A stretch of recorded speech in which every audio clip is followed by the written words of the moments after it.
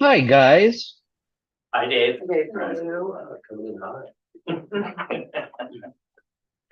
And that's surprising for Dave. How? Yeah, right. We should all be using whatever microphone he's using because I hear a lot of complaints about they can't understand us, so, you know, people on. I think, well, this one's gonna be, this will get a new, algorithm. That's a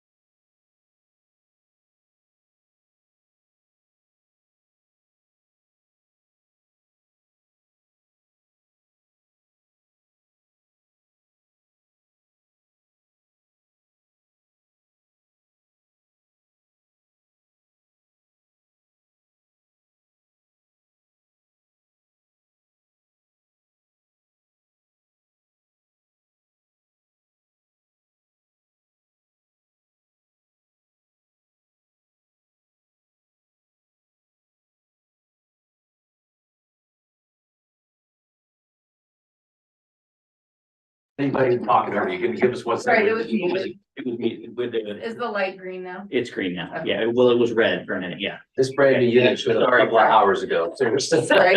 But I wanted to make sure that we all heard what you were They saying. couldn't hear you online, so now they can hear you. It's working now.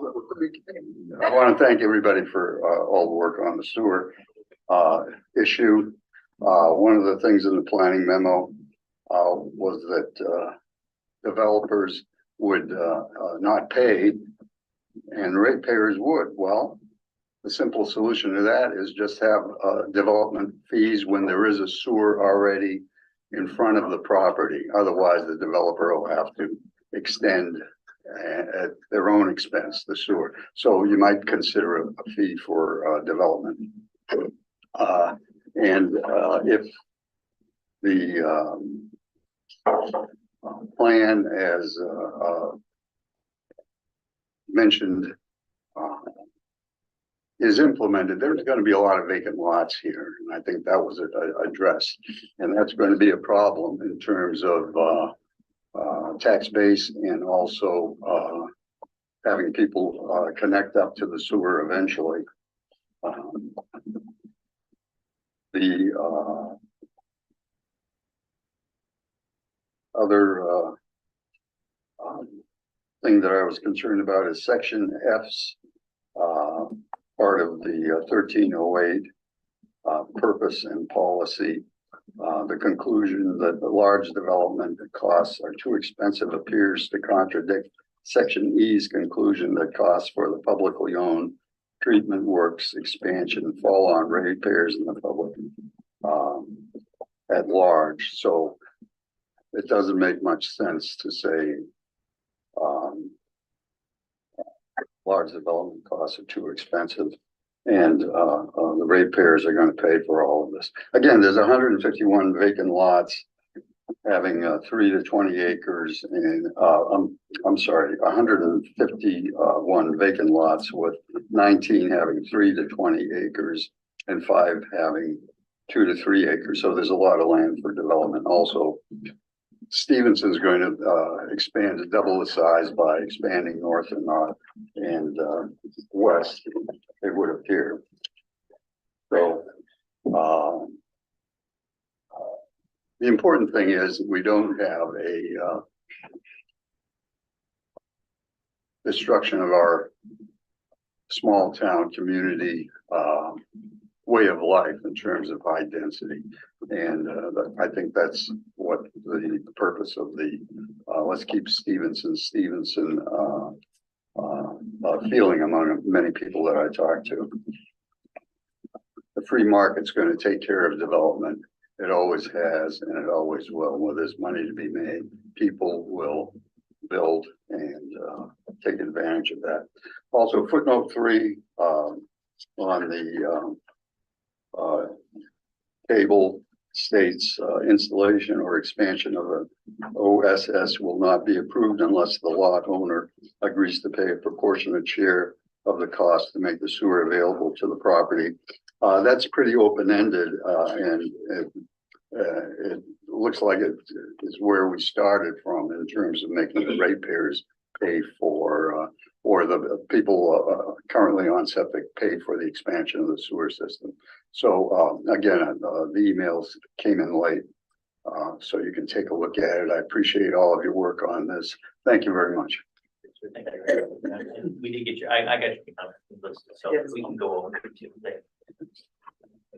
All right, looks like it's Lori Wheeler. Up next, make sure that where's Lori? Make sure you introduce yourself and where you're from for the record, please. My name is Lori Wheeler and I live right here in Stevenson.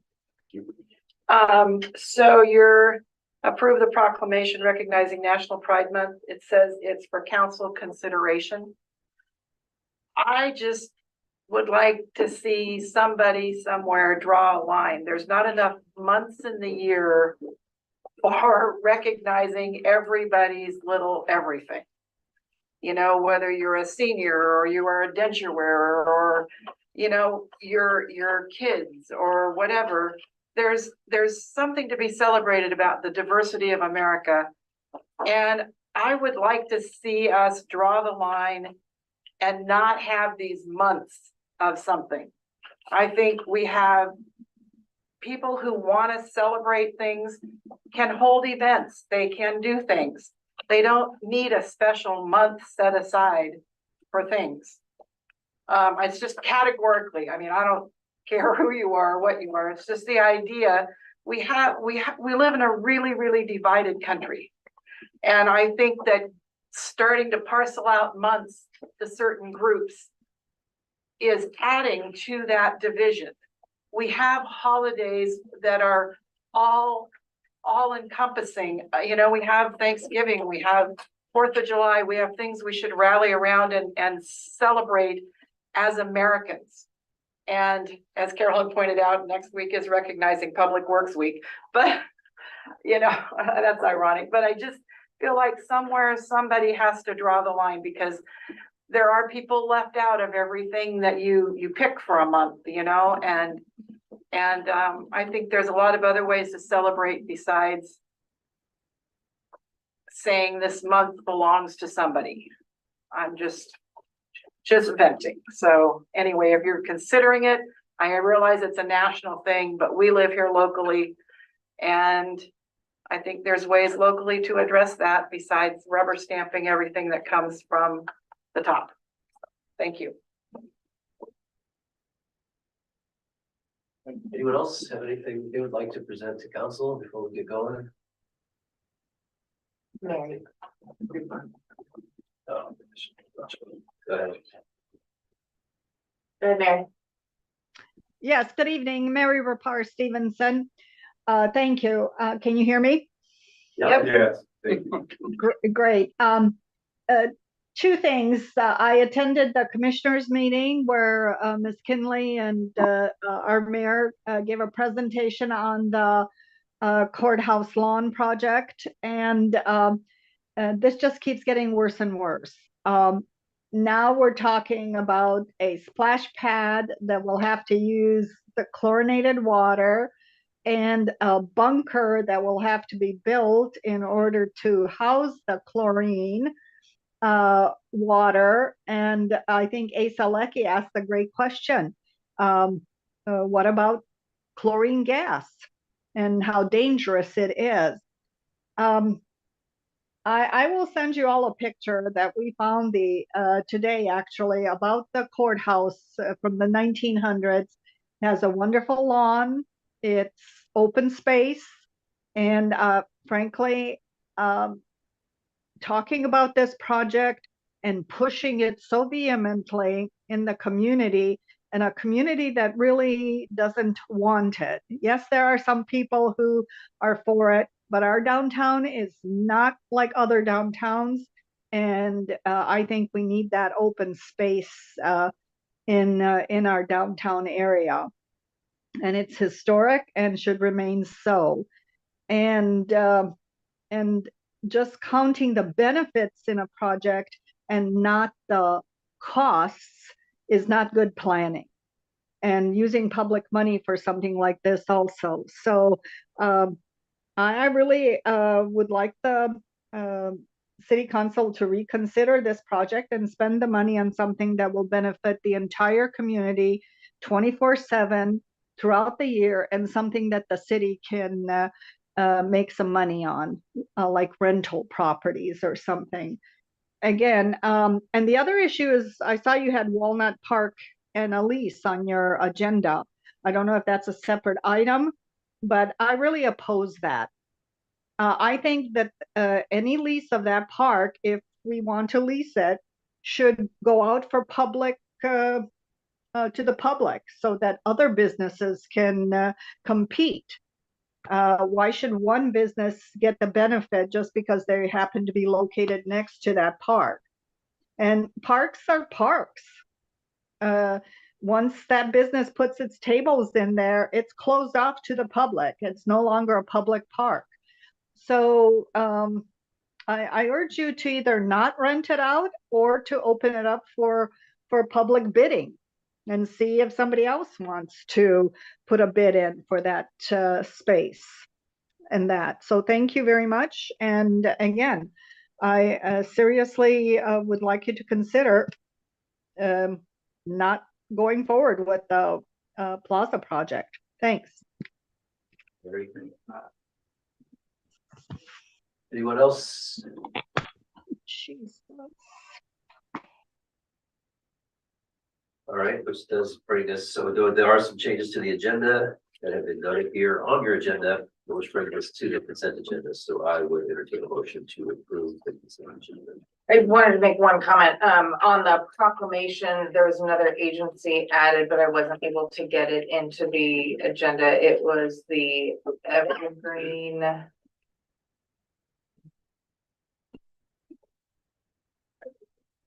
Yeah, thank you. Evergreen Family Counseling.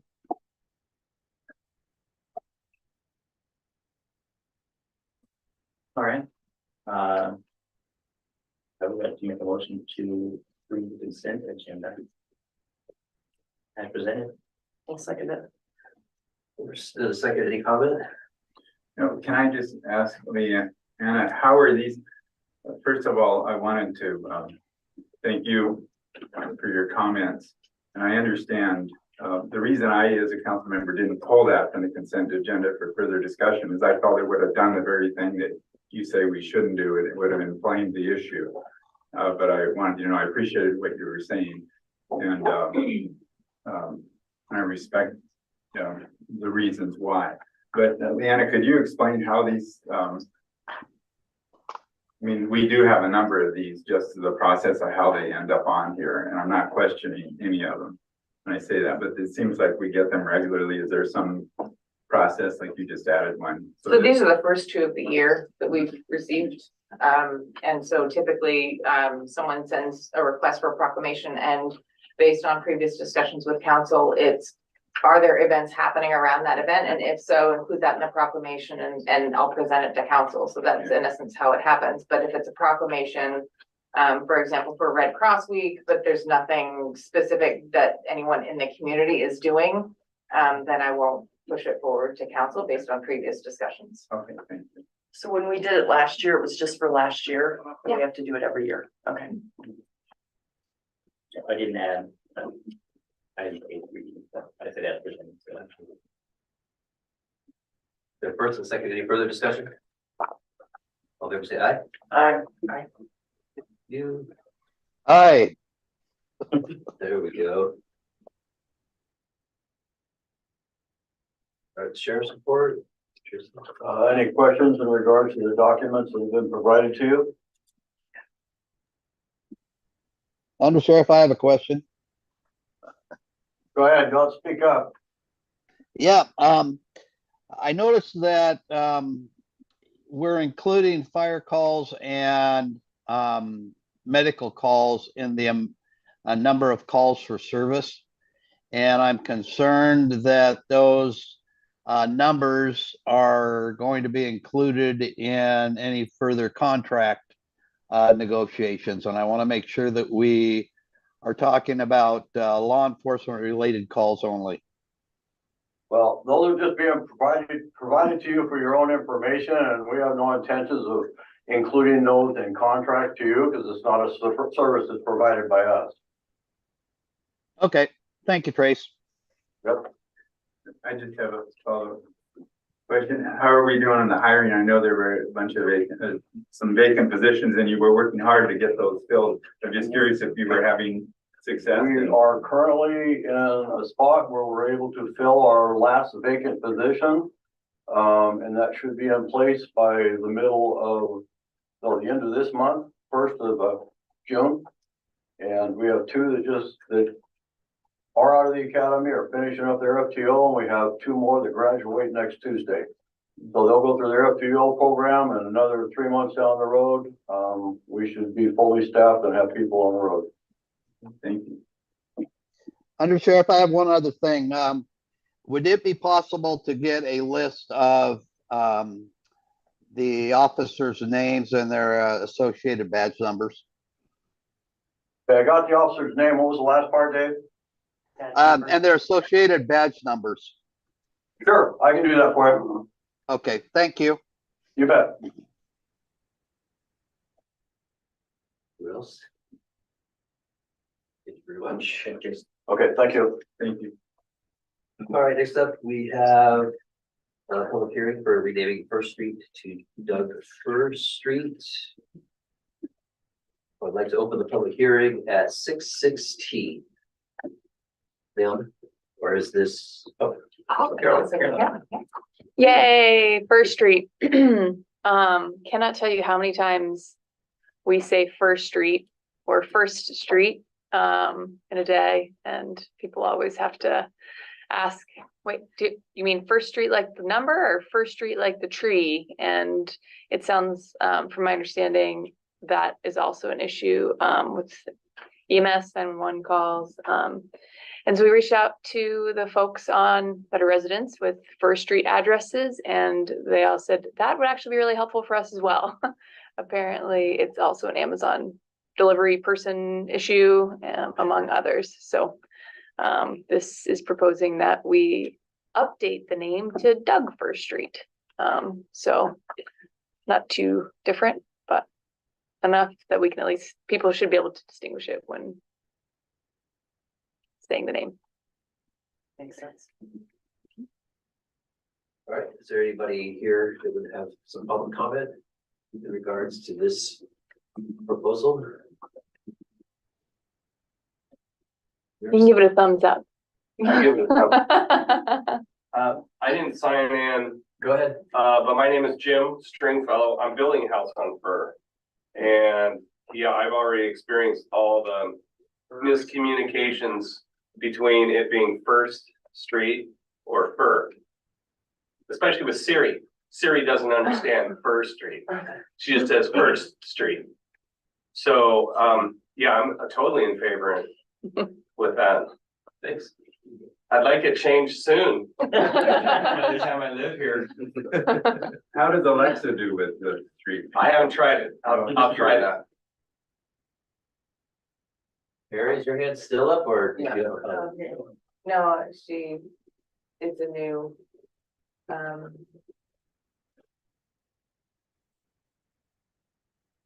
Thank you. I just have a couple of questions. Is this going to cost any money to change? And what about maps? And Those are things great like questions, that? Rick. So perhaps that can be addressed because the maps tend to cost money. Thank you. Those are great questions, Mary. So, you know, probably the biggest expense would be to change the sign. But by and large, most of the maps that are produced can be edited.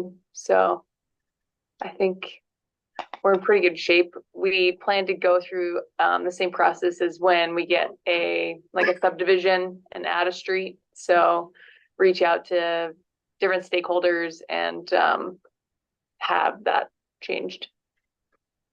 Have them change it on all their maps.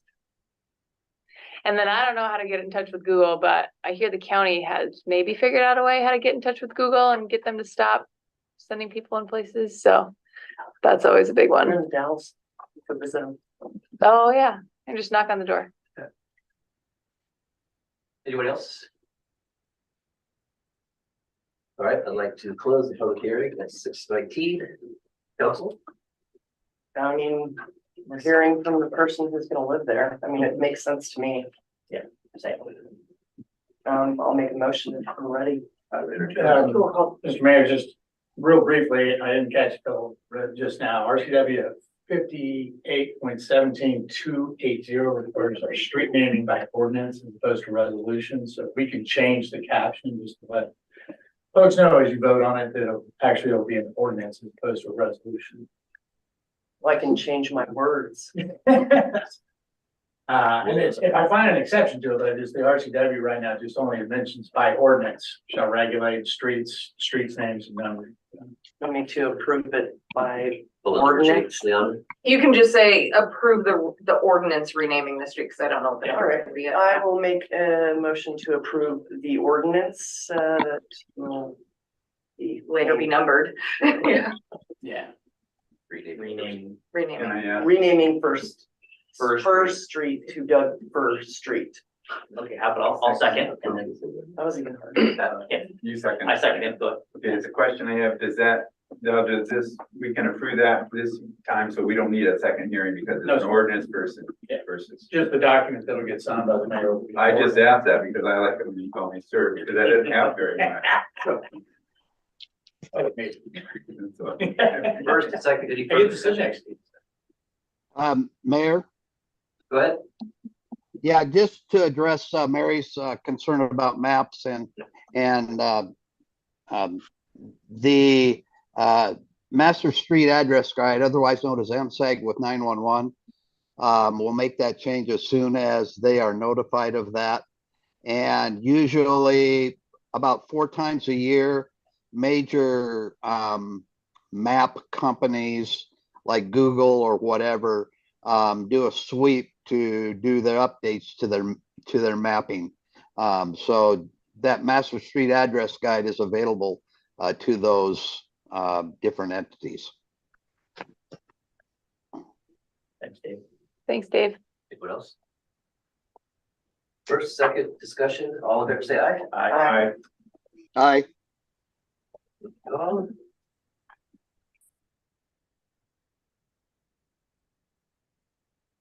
No.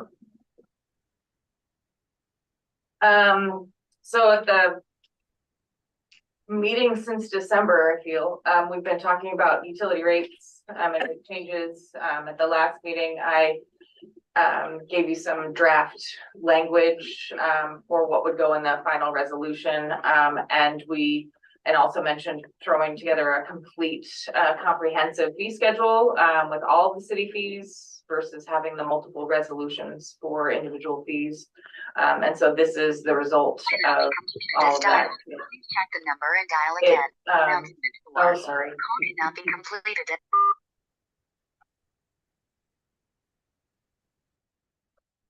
And so,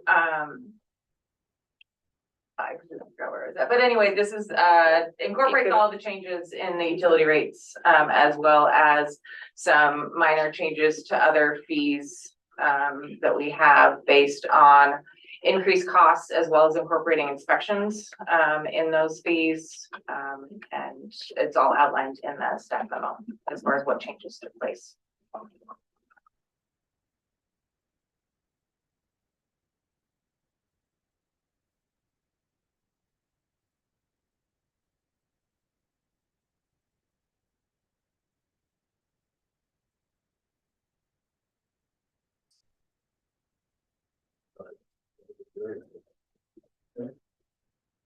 Is this a public hearing? It's a public hearing, yeah, because it has to do with fees, yeah. Here we go.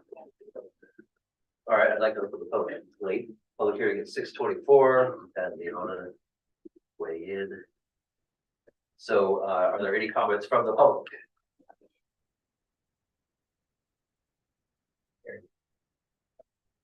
Gary? Okay. What are you actually looking for comments on? I thought we've made a lot of comments on the issue. So there are other fees that are included in this ordinance, not just utility rates. So as outlined in the staff memo that's included in the council packet, there were some changes to some of the fees for planning and public works inspections related to various permits. Okay. Well, I totally agree. You need to keep up with costs and et cetera. But you know, I'm going to. I don't know if that's anything to do with what Rick was talking about earlier, but I think developers should pay for as much as you can wring out of them. And it's not our problem to help them develop, make money. So any fees that can be passed along to developers and other people, pass them on. Thank you. Anyone else? Oh, come on.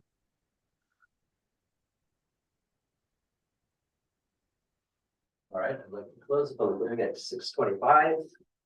Council? I'd like to chime in here real quick.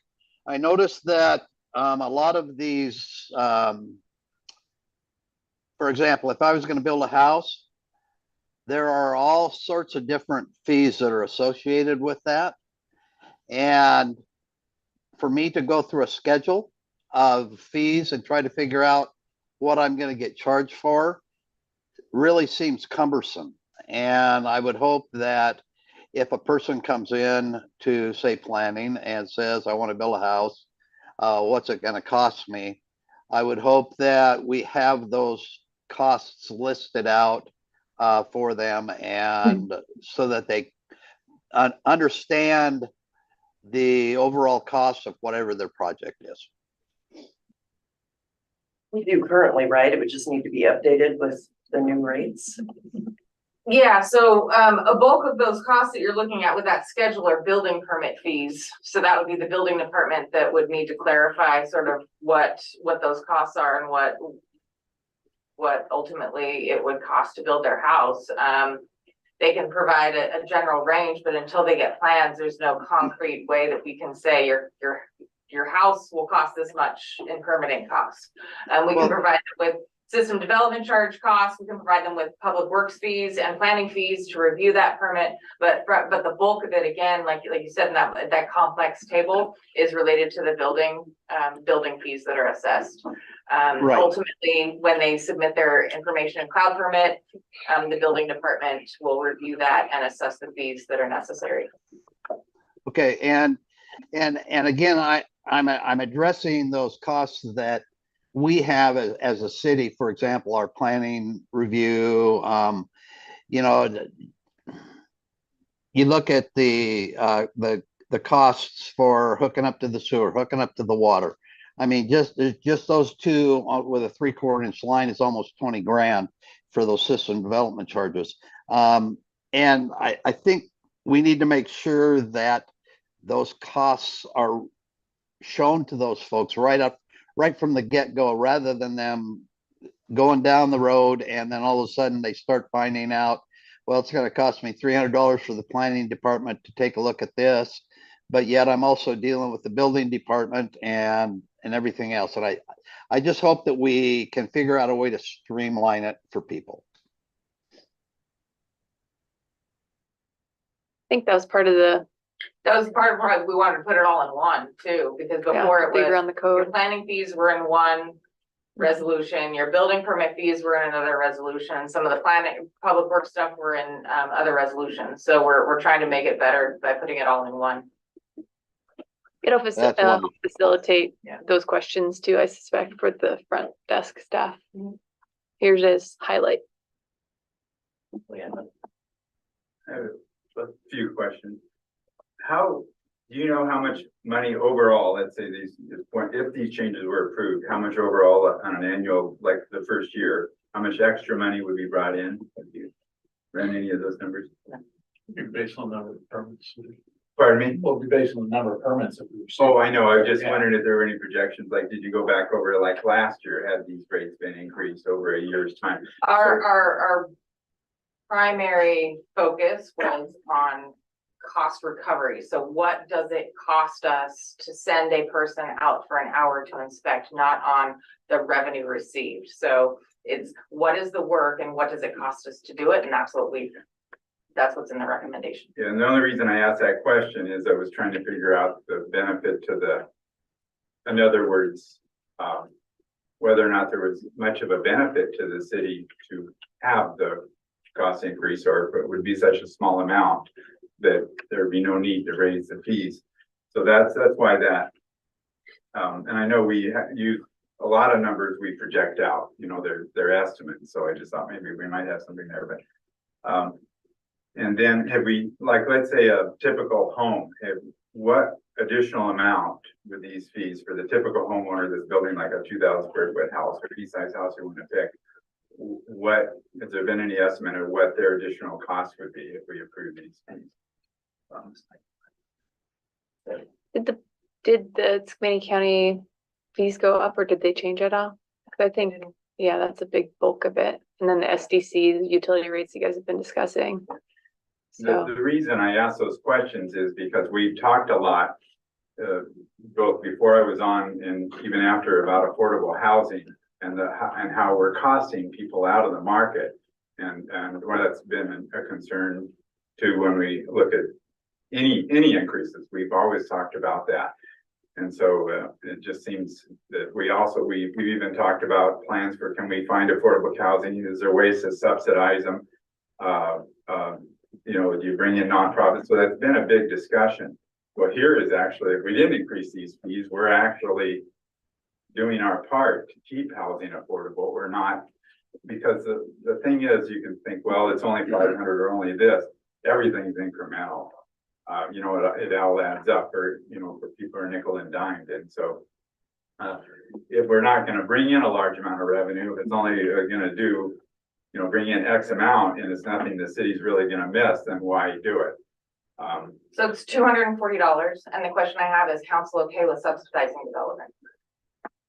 Well, No, yeah. because ultimately that's what we would be doing. Well, I think basically though, you could, the way I look at it is the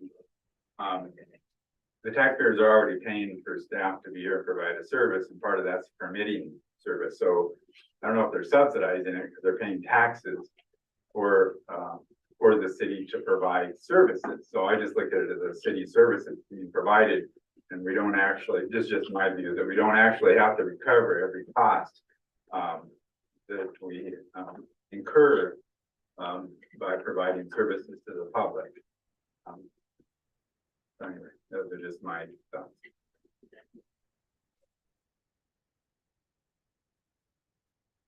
Do we have any control over the building department Yeah, we do. fees? Our goal with the building department fees is to be on par with Skamania County. They operate differently than what you just stated. They operate as an enterprise fund there. So is cost recovery. They're not subsidizing that with taxpayer funds. City does subsidize it with taxpayer funds.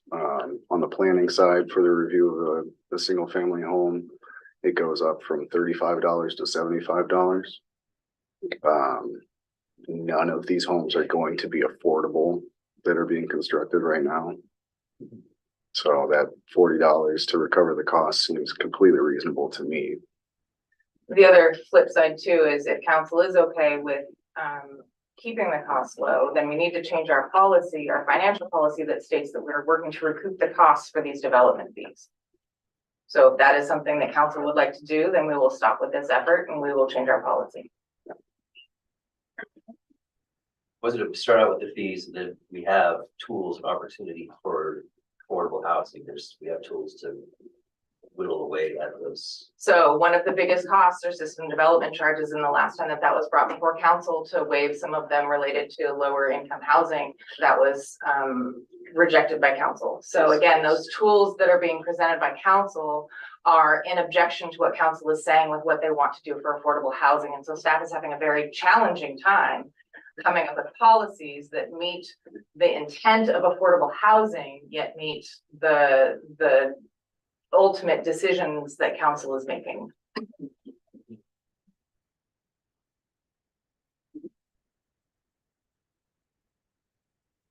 I just have a little question, about right-of-way use, permit. So type A, it says for more than 15 minutes or greater than 24 hours. Could we also add a little clarification, because I was looking at this in the code and it's not clear if for periods under the 15 minutes, if you still need a permit, it just gives you a minimum 15-minute duration, or if you don't need a permit under 15 minutes. So I think if that could be clarified along with this, that would be great. I'll make it up and take a look at it. And Lucy, I'd agree. I saw that. My question was, why are we requiring a permit for a 24-hour use of the right of way? I mean, it already talks about parties and things like that you can get a waiver for. Why do we even worry about that? The use of the right of way for 24 hours? Right. You know, I mean, we already say we got a waiver in there for parties or, you know. It's fee, waiver for the fee, not a waiver for the permit.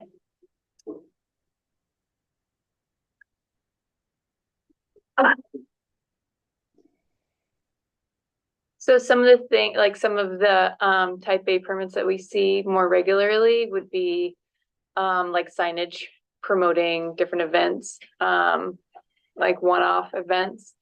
And so really it's just an opportunity for us to clarify that they're not going to obstruct the sidewalk and that the right of way remains accessible to other people wishing to use it. That's the big reason I see to have a permit for the use of the right of way. Okay, thank you. Yeah.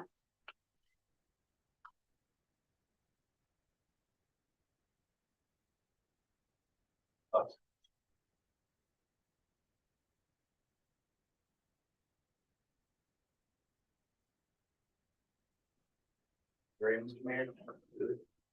I'd like to make a motion to approve the resolution adopting a comprehensive fee schedule. Period. Second.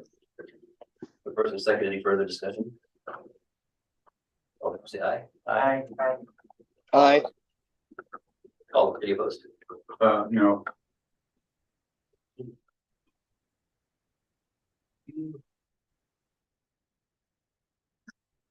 All right, next up in public hearing is for the capital improvement program update. I'd like to open the public hearing at 6:37. Now we have presentation. my name on it. I will be, allowing the Public Works Director, who is the one, who made, the bulk of the information and put this into, the documents that you have here.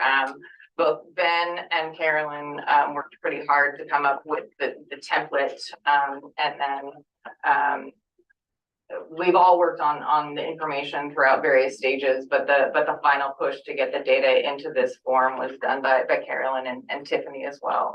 So this is kind of the first push at getting all this data in here, and we're working on trying to come up with a template that provides the data that's needed to make informed decisions, and also so that people know what's going on and what's being planned.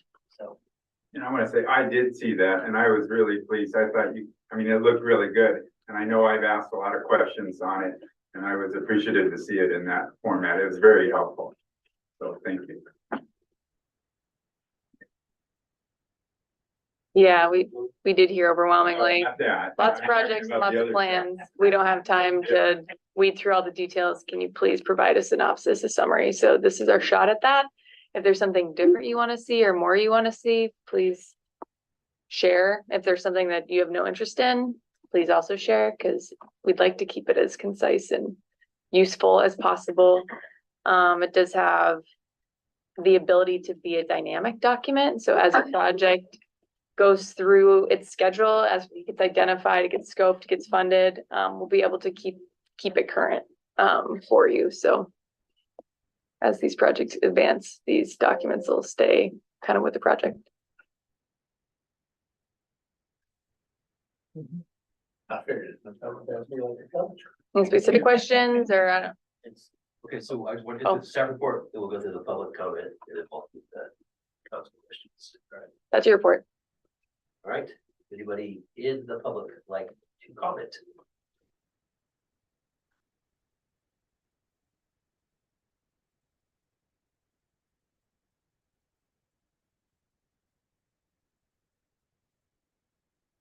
All right, close the public hearing at 6:40. Council? I'd say one thing to note, the way that they're organized by year of construction. So the ones at the beginning of the list will be the ones that are furthest along in the process. The other thing we did, a couple of things to note, is that we kept the projects pretty much to a single division. So like this first one, 1001 WW, so that is a wastewater project.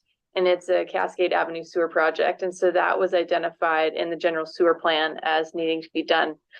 The next one, 1002 WT, is a water project, also on Cascade Avenue, identified in the plan.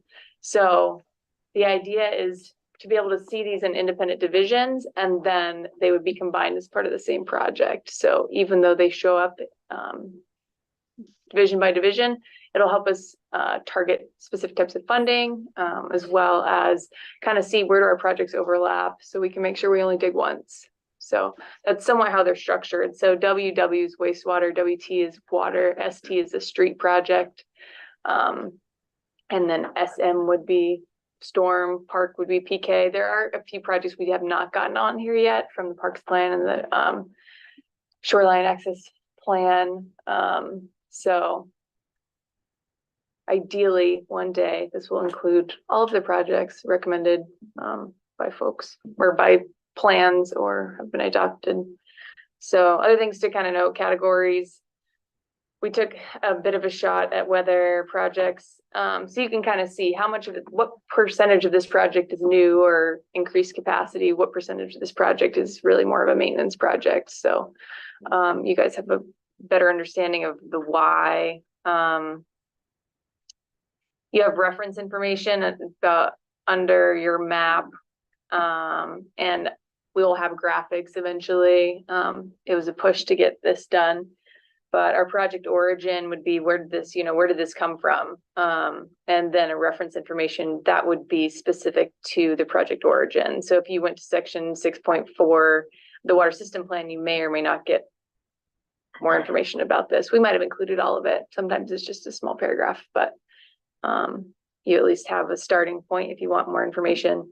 You have an anticipated schedule, and again, this is pretty broad stroke, so this is going to give you by year. It's not going to give you months and days because that's not practical.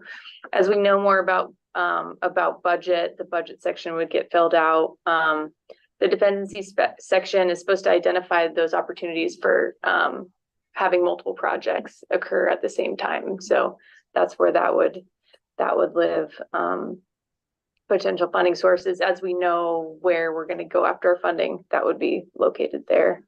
And then notes and revisions. So there are obviously some portions that haven't been filled out yet, but we gave it a good shot. I really like that presentation.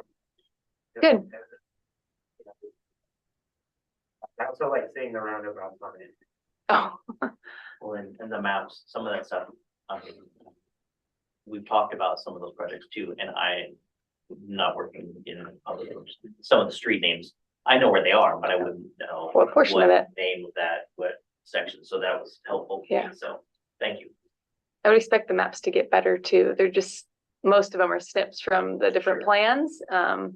But I would expect as our GIS gets stronger and more accurate, that we would be able to provide maps that have more data, more information, can be more specific. Carolyn, when I'm just looking at the first one, the 1001 WW. Where do we come up with the total project cost? So we have a date of last estimate and a basis of the estimate. So that will change as the project evolves. So a lot of these projects, our basis of estimate would be identification. So that would be the document in which they were identified. Sometimes they'll say something along the lines of, this is related to another project.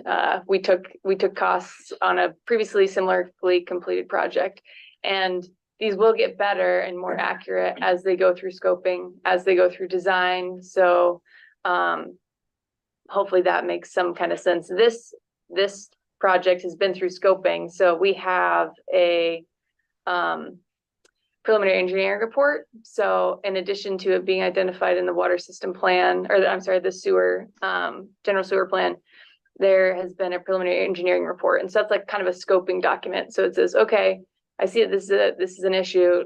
Kind of what does this issue include? Is it just the pipe? Is it pipe and manholes? How much do things cost now versus 2017 when this was first identified? And then, so that number, that 1.119 is going to be from the scoping document. So that preliminary engineering report. Okay, and I appreciate that, but I get real nervous when I look for design and engineering unknown costs, construction unknown costs. Yeah. And we base a lot of the priority of these projects based on total cost of projects.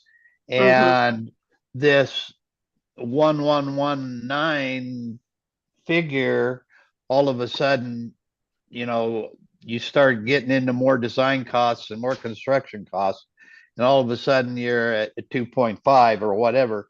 That changes the whole scheme of why we are doing this and trying to lay these projects out. And so I would hope that when we as a council are presented with a project, that this is what we want to talk about, that we have a pretty close idea of about what that project would cost based on maybe somebody else in a neighboring city has done the same type of project or something like that. Because it makes me real nervous when all of a sudden you've got unknown costs listed on a project. So that's my take on it. But thank you. I do appreciate all of the work that's gone into this, because this does, like Pat has said, this really does help a lot. Yeah, and this one being so far along, Dave, we should have design, engineering and construction costs for this one. That would have come out of the preliminary engineering report too. I think project identification is where it would be the roughest. But as we move into funding and design, they should be getting a little bit closer. It is always a bit of a educated guessing game, unfortunately. But having a cost you have to have some sort of cost so you can go after funding, unfortunately. So you do have to get some sort of educated guess.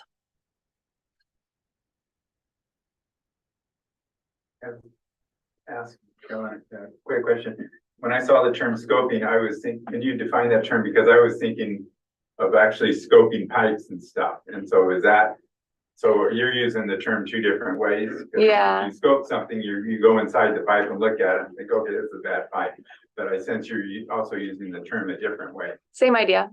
Yeah. So scoping a project would be going and looking at the project. Sometimes there's survey involved, but it's really understanding the need and the project components a little bit more so that you can go into design. Your data, so to speak, that's your evidence. Your scoping would be your evidence as to why the project is needed. Developing a scope of work.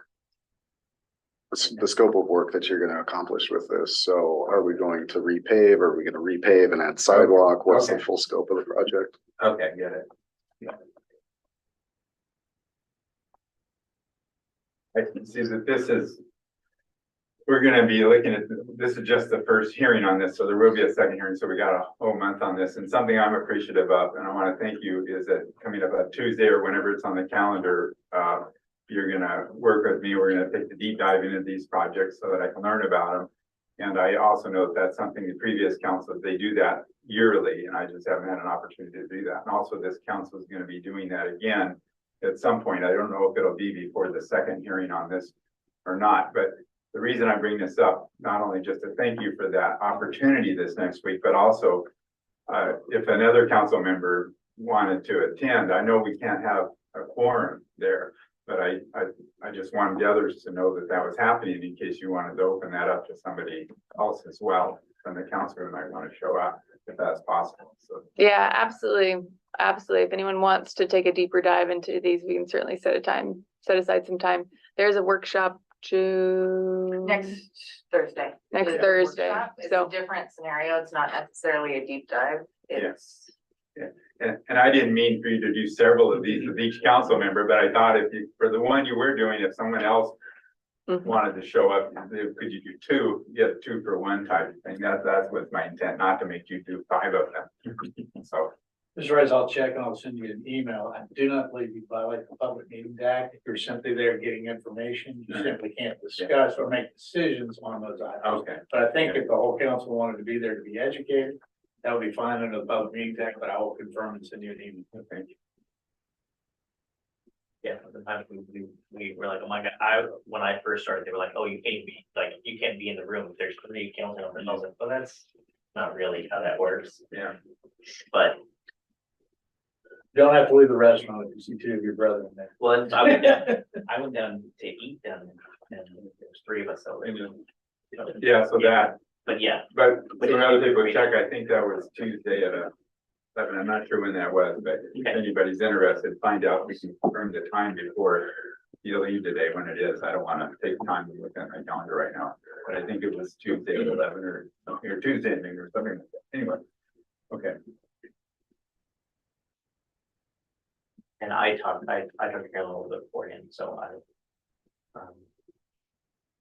I'm good at the moment. Anything else we can get the on that? All right. Next public hearing. No. Yeah. Oh, no, Yeah. Transportation. Yeah. Okay, transportation improvement program, I'd like to go to the public hearing at 6:52. City staff, we can go to first. So, the list is, similar to what was presented last year. And the detailed project sheets are within the CIP, that's up above. And the order of the projects tend to follow with the utilities and what is needed when, again, to enforce the dig less policy. Is there anything else to add to that? No, I don't think so.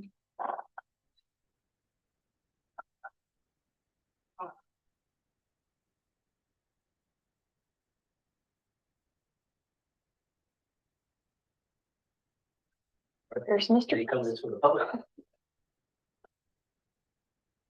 I want to say we will be paving Lakeview this year. Yeah. So, yeah. I was gonna ask. We didn't get it in last year. The weather changed. And so we're doing it this year. Yeah. Which is why you don't see Prosser. I was gonna say. You don't see Dave. I didn't see it on the list either. 14 years. We took it off last year. All right, see no comments, we'll close public hearing at 6:53. Council? I know that this is again the first of two public hearings and we'll be discussing it this month. The only comment I wanted to make is I know that the TIP program has come up many times before. What I'd ask, and previously there's been debate, I guess, for example, whether or not all gravel streets should be paved, and sometimes they ended up on the tip. And some of those gravel streets, you know, would serve just one house. So then, and then the people didn't want it. That live in each of those houses, for example, on Del Rey. So the only thing I ask, I'm not gonna get into any programs tonight. And on one of those houses, I wouldn't get into it anyway, because it'd be a conflict of interest, because it's my house. But one of the things that, other than, I guess I don't want the money spent, so I don't know if that's a conflict. You'd have to tell me that. But I guess what I'd ask staff to do is the next month is really look at those projects and take off the ones that aren't really doable and aren't ever going to happen anyway. And really look at the rationale for why each one's on there.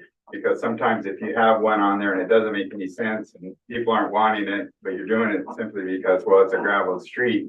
Well, what if you didn't do it then because no one wants it and you have a cost estimate of like 100,000 or 95,000?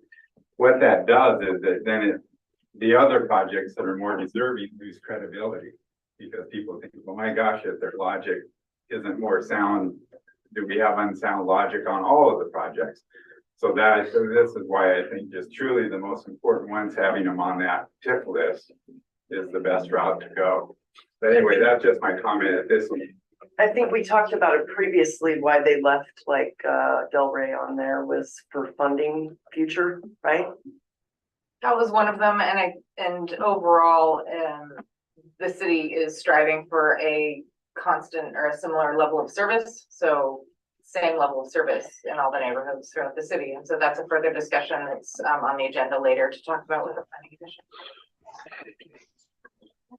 Yeah, and we also we take the staff's recommendations, but Pat, we as the council decided what those projects were going to be, what they were going to be on the tip. So we have the opportunity to review that.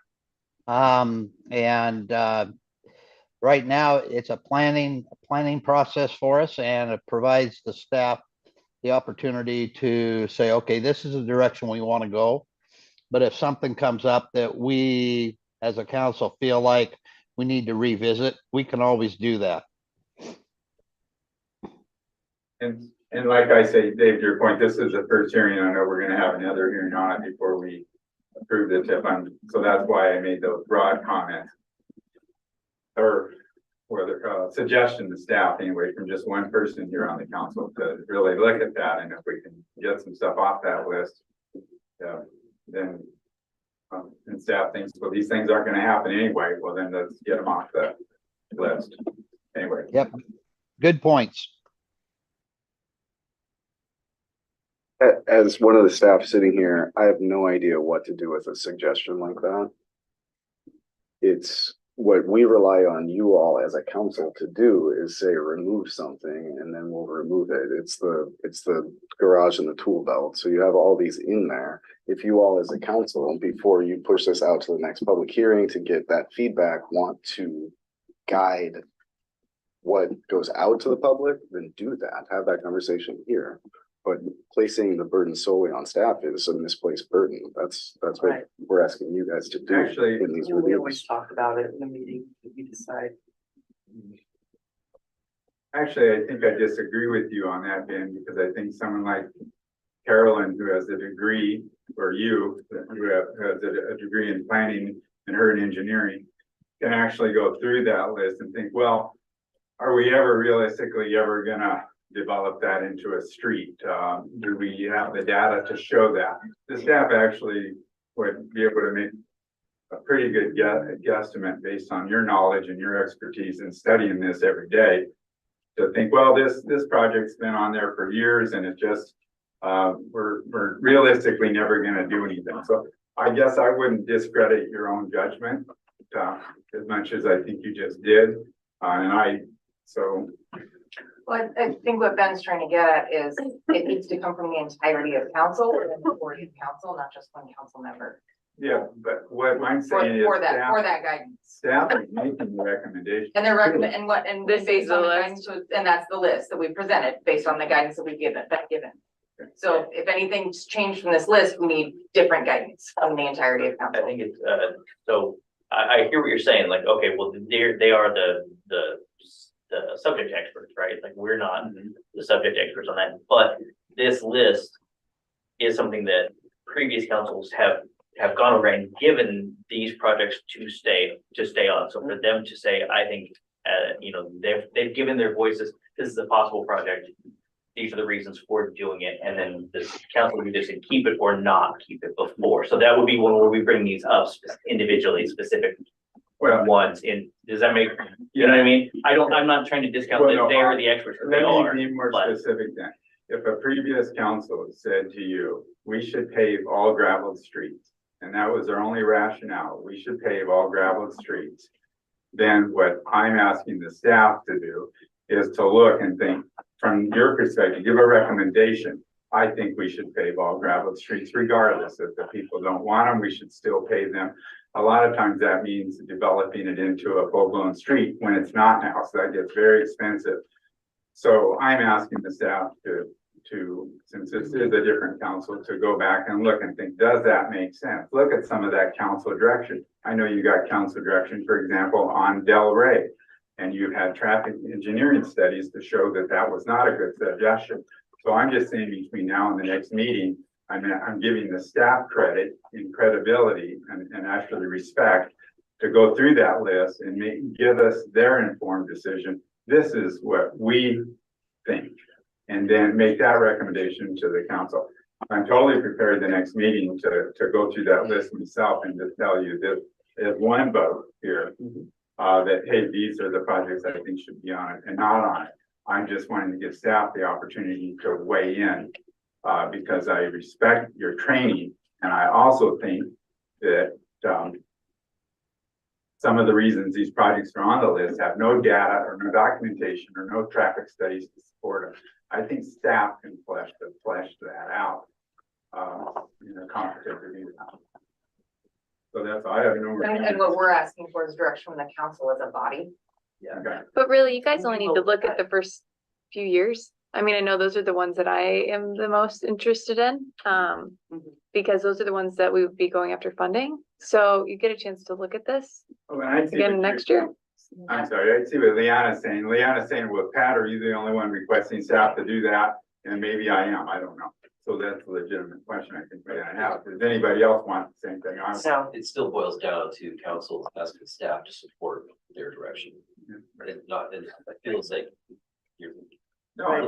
Well, I mean, right, so yeah, so this would be an instance where Pat's saying, hey, you guys do this, but I think that for me, but like we have gone over this before and I have got kind of the rationale behind that, and I've been one of the people to give direction on trying to make sure that all the different neighborhoods and if the city owns the street should be up to a standard of whatever that is. So I understand what you're saying, but from my side, we've done that, and that's what this list. But also, we will go through them all. And look at the projects in the year years, the next right? That 3 next years or, couple, yeah, yeah, that's, couple, three. yeah. I mean, anyway, that's so- all we have to worry about right now. I don't know, if I'll be the right time, but I just got a small question about the Lasher to School Street project. Specifically the scope of that, and if it's at all possible, to include a sidewalk in Impala as well? Or if that would have to be a completely separate project? Separate projects in the identification stage for Lasher, we reached out to all the residents that lived in the complex there, saying which of these areas do your kids walk to school on the most, or where's the sidewalk needed the most? Impala was one of the options. Roselawn was one of the options, and Lasher was one of the options. Lasher came as the greatest request, and so we funneled it there. The funding that's in place and that we're looking to secure, realistically secure, would still only cover Lasher, but Impala could use a sidewalk. Yeah, So on the radar, it just didn't make it, because same thing, like I said, I mean, I was a proponent for Roselawn, because that's my street, and I can't really vote on that, but I was for it. Because I mean, that's where my kid walks, and we don't use the sidewalk, we walk on the side of the road to get in the school for that stretch. But I also knew more people responded to going a different direction, so, you know, it just kind of. Yeah, if I remember correctly, I think Impala was the second choice. After Lasher. So, yeah. Yeah, to get to the high school. Yeah. Yeah, that would be good. one bite at a time. Yeah. It's a big elephant. And I said, or sometimes I've gotten citizen comments that sometimes they have trouble hearing staff on when they try to watch the video later on YouTube. So I just wanted to ask, and I know like Ben, you're a soft spoken person, so I just like. We have a microphone right there. Okay, so just. Yeah, I'll have to go back and Hopefully watch, converge. I'll have to go back and watch this one, see how the Yeah. difference is, because Okay. there is a mic, in the middle now. That's all mine. Okay, anybody else? All right, now, we're gonna work on the CIP next week. CIP and TIP workshop. Next one. Oh, They're very inter- I believe that brings to a close our public comments section of the meeting today. So our discussion of the situation update. Okay, the requested changes have been made to the evolving discussion draft ordinance. I've got a staff memo there that introduces those changes.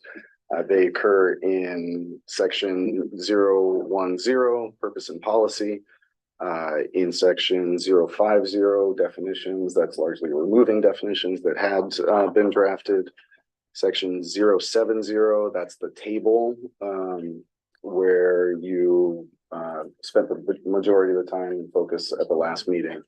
And section 142, which received the second most amount of time for you at the last meeting. So with the changes there, I encourage you to have discussion on all parts of the draft ordinance before you decide whether to alter anything, whether to send that out for public review and comment, or whether you want to continue talking about it.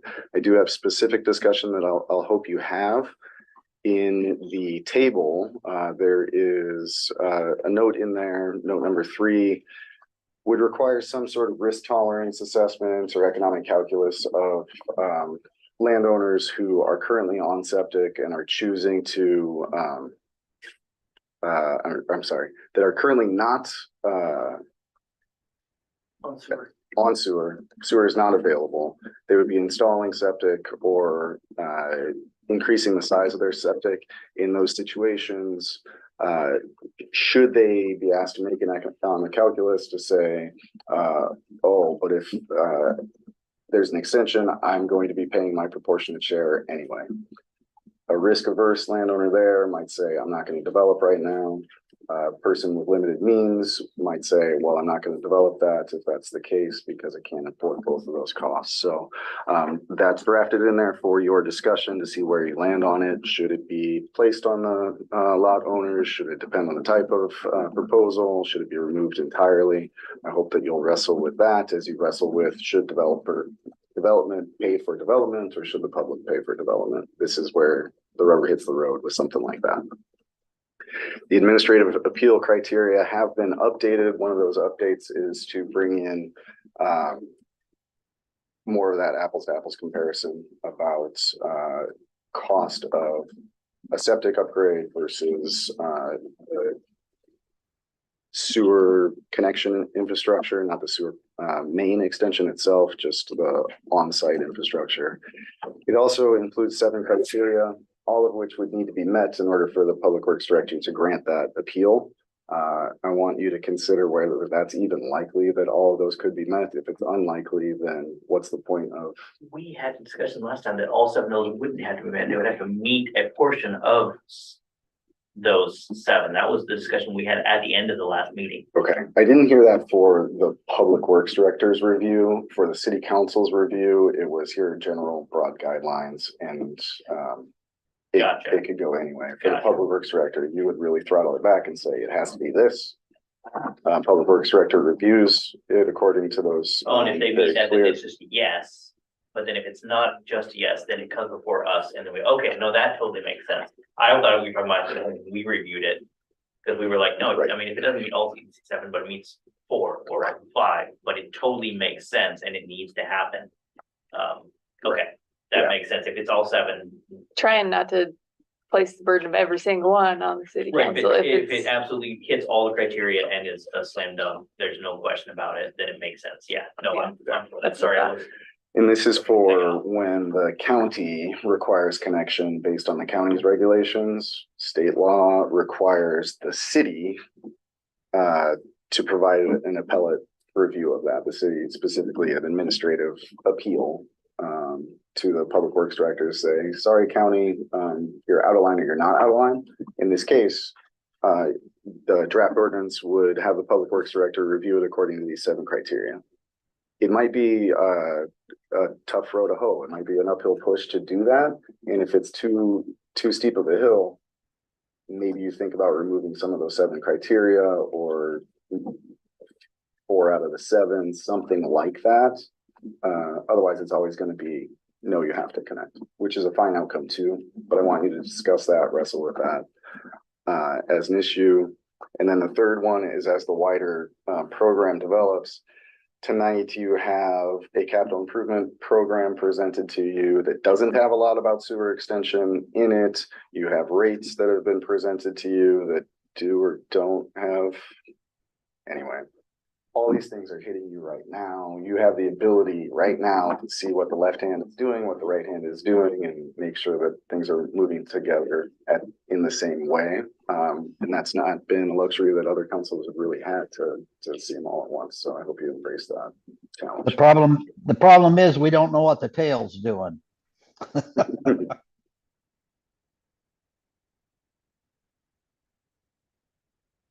And then if you are ready to go to public review on this, which I hope that you get to, it's time to start moving this forward in the process more.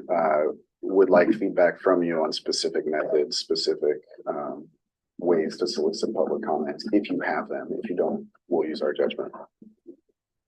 And then in addition to all of that, there were financial recommendations that go along with it too, as far as how it's paid for. Being as the decision now is, for the most part, developers pay and only in specific instances, which are less than what currently exists now. And so that puts the burden more on the ratepayers to extend the lines. And so there were some discussions around how that's paid for as well. And so included in the memo is kind of the result of a survey from members of the committee that responded. And a lot of those talk about waiving fees or not allowing certain types of fee recoupment from this. So for example, for Main D, when the city did the sewer line, the city installed the sewer line, and anyone that that connects to the sewer line needs to pay latecomers fee, which is in essence their proportionate share of that sewer line extension. And that is one way that the city can recoup at least half the cost. So we did half the cost latecomers, and the other and then the other half was assumed to be paid by the developer of the property when they connect. So if a latecomer's fee is not going to be allowed for the city to collect, then we need to remove it from our financial policy as an option. And if that's also the direction that council would like to take, then we then also should take action on the one that was most recently done, because latecomers agreements are in effect for 20 years now, 10 or 20 years. And there has been one person that has connected, and there may be others. There's also information regarding how grants should be applied for, and whether or not to allow. Our policy currently does not allow government general obligation bonds to be used for proprietary utilities, of which water and sewer is one, because we collect our rates from the payer, or we collect rates from the utility users, not the property owners at large. And so to spread those costs, then one alternative that was discussed was to implement, in essence, a property tax, which would be a general government or general obligation bond, in which all property owners would then pay into, whether they're connected to sewer or not. The way that would go about, though, is it would have to be voted on by the residents, but using it as a portion of the funding for sewer line extensions. And so if the council wants that to be allowed, then that policy needs to change as well. And then the final kind of question was also the language to specify how much in reserve should be set aside for water and sewer. It just says to set aside reserves. It doesn't really set a percentage or any sort of specific limits to kind of sort of keep in the bank for that. And then lastly, again, kind of as I touched on earlier, just making sure that when you're making this decision, you're making all the decisions at the same time and they're all going in the same direction. So if you're, and this might also end up with the discussion with the planning commission too, as far as, well, what's the level of service that we're providing? So right now, the policy is to provide everyone a similar level of service, which means the policy is to work to extend sewer to city limits so that everyone in the city has sewer in addition to water. If that policy is changing, then we need to know, and then and that will affect a lot of things. But if that policy remains, you need to make sure that those projects are within the capital improvement program, and that you adopt rates that then support that capital improvement program. The rates that were currently adopted do not include any of the sewer line extensions. And so to me, that indicates that you want to change the policy and you do not want to extend sewer to city limits as a policy. And so that it's fine to be a policy, but again, we just need to then change some of the documents or get all on the same page with everything else that we have, because our comprehensive plan, our engineering standards and everything say something else than what council's actions are. And it's really challenging for staff then to put forward decisions or policy recommendations based on policies that you're no longer wanting to follow or changing. Question. Yes. So when you say that our rates don't reflect any extension, I mean, that wasn't something that was given as an option. So in one of the slides back in February, I think there was a separate section as far as if you wanted to have sewer line extensions included in the program and included in the rates for sewer, it would be an additional like 1.5% on top of these if the city were to pay for all of them. And I can pull up that slide as far as what that means and what that was. But again, the indication throughout the presentation regarding rates was to keep the rates down as much as Low as we possible, could, right? which then included removing that portion of it. So it's just a decision. And it has implications down the road. Again, the decisions that you make now, you will not see the impact of them now. However, you will see them 50 years down the road. Sure. Part of the reason why we're having the challenge that we're having with the sewer plant is Cat City did not have the ability to implement any of the recommendations or guidance or suggestions from the Department of Ecology 10 years before we got our administrative order. So again, had we done it 10 years prior, the cost of that would have been much lower. And so the longer this decision is delayed, the more expensive it is. Michael, I do remember that, and that was brief, I think, what I would say that maybe we should have at the time. I mean, we were dealing with so much that really there were so many slides. I mean, and whatever 100-page report it was, but I do think that concept we didn't give it the time that deserved that and in terms of the incremental costs, I don't, because I think when you look at the sewer committee, the general recommendation was there's broad consensus that extending the sewer lines was a good thing. I think what the sewer committee's recommendation was that individual homeowners it was financially not possible for them to be responsible for extending the sewer lines, and the sewer lines should be brought across each individual property. And as far as large developments, and we talked about what constitutes a development, that they be responsible. The sewer line was, they had to hook up to sewer if they were a developer developing a large number of lots, and however far they had to bring it, it's on them, and that's pretty common. So I think when we see language, like one of the footnotes that was mentioned that puts those costs onto the individual homeowner, that is contrary to what the sewer committee recommendation is. And I guess what I was curious of it. And so I realized we got to figure out how to pay for it.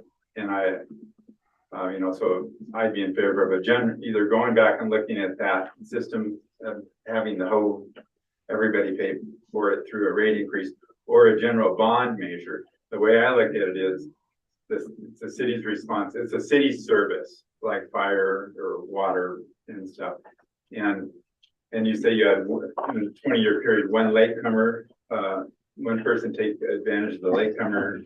The main D latecomer, someone built a house recently, Yeah, and they're the only one that's connected, and it was installed, 2 years ago? Yeah, so it might be that those costs, are just prohibitive. If we want more infill. In 2 years, we've had somebody build on that one latecomer. There's been latecomers elsewhere in town where several. Right, that's the have been city, collected. that's the city one. Yeah. So anyway. But these are. seems- So my question was, what does the staff think that the sewer committee's recommendation was? How do you interpret what their recommendation was? That's not what we're asking. We're asking that if council is wanting to put this forward, you need to make sure that what the decisions that you make ultimately are all in alignment. Yeah, no, that wasn't my question. My question was, a lot of the stuff that's written up is contrary to, like Ben in your report, is contrary to the wishes of the sewer committee. So I was just curious what you thought the sewer committee's intentions were. So, as I recall, during that sewer committee, and as we said over and over and over again, the amount of work that the sewer committee was asked to do was monumental, and they did a fine job, and there's been nothing but great glowing compliments on that. But part of it was that this would be a cross section of the population that would put forward a recommendation. city council would take that with some other thoughts, bounce some ideas off staff and move forward with their idea of what the final proposition would be. So I get this feeling that that's not what the sewer committee said. But that was one additional opportunity to weigh in on some options. So I feel like we're putting a lot of credence onto one portion of this discussion. It's, the sewer committee also didn't have the window you have, the perspective you have. Both in terms of everything that you're trying to balance as a city council member. They weren't tasked with that. They don't have the perspective you have because their recommendations were made 6 months ago. And so things have changed, decisions that you have made have changed what may have been presented to them 6 months ago. And so now that you know what you know now, we're asking you guys to make a call. And if that call involves pushing forward a public release draft, then we'll move forward with that. The messaging we will have will explain why this is different from the committee and why that makes sense and why that serves a public good. That's the burden that is on us at that time, but we can't just look back at what they said because you know more than they knew. I also want to touch on the general obligation fund. We can't collect enough property taxes to do the sewer line extensions. The current property tax that we have is, we collect over $500,000 in a year for that.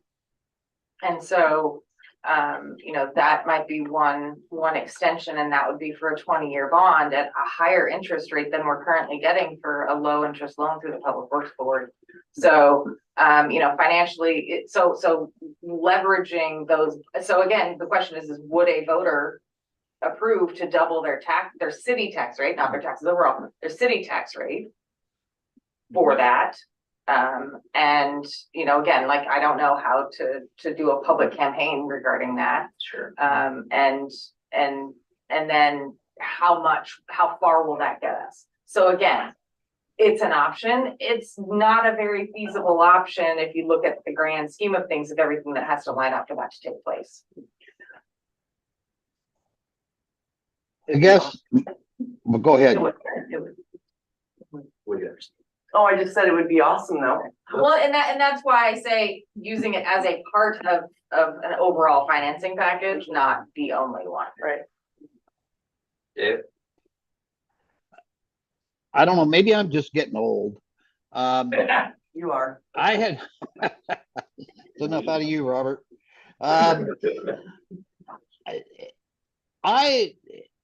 I recollect that we had agreed that, yes, it would be a good thing for the city to take the extensions all the way to the city limits, but that we would do it in a method that, as funding became available for a particular section, we would take a look at it at that time and do it.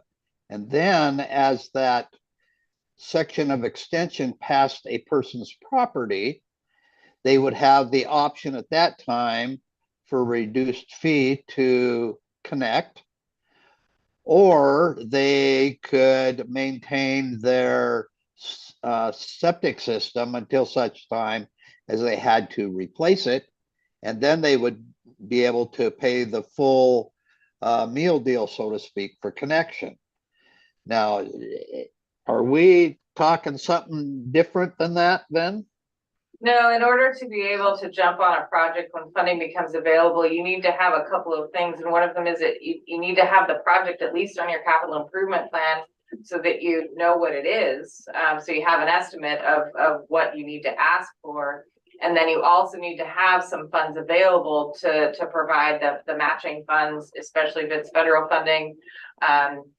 Or even if you're trying to get a low interest loan, they still like to see some sort of matching funds for that. So you need to have some reserve set aside to ensure that you can provide that to any sort of funding that you're searching for. Yeah, and the two novel, I say novel, I don't mean that negatively at all. two very clear points from the sewer committee about financing. Like you said, Dave, we're to have a standby fee so that once the sewer line is available, you can maintain your septic system. However, there will be some fee. That's still in this draft, discussion draft at 072. Yes. And then those connection incentives to waive the system development charge and to have a reduced standby fee are still in this discussion draft at 076. Okay, awesome. I just wanted to make sure I wasn't losing it. No, I guess I'm a little bit. I'm not confused. I guess I just don't understand a little bit. When you say that we need, if we want to go for funding, then we have to put it on the TIP, but we talked about only, or CIP, we talked about only adding those projects when the funding and it made sense because of a development came up. So we wanted to put every extension all the way to the end of the city on that plan and then say, this is all of them. We're not going to do most of these for the next 10 years, but this is all of them. Is that what we're trying to do? A little bit of it is chicken and egg too. I mean, if a developer doesn't think that it's on the city's plan to extend, would they decide to develop? So then I guess in my mind, then we should have plans all the way to the end of the city on every option right now, and then say, this is our plan. We're not going to do them all right now. We're going to do them as we have laid out when funding's available. But if that's going to make the difference on whether or not a developer comes in or we can apply for funding, then we need to create that. I don't know what I'm missing. You're missing that you are turning both knobs. You have the ability right now to turn both knobs. When funding becomes available, can happen because you've turned the rate knob this way. We're adopting a rates that will make funding available to extend that one.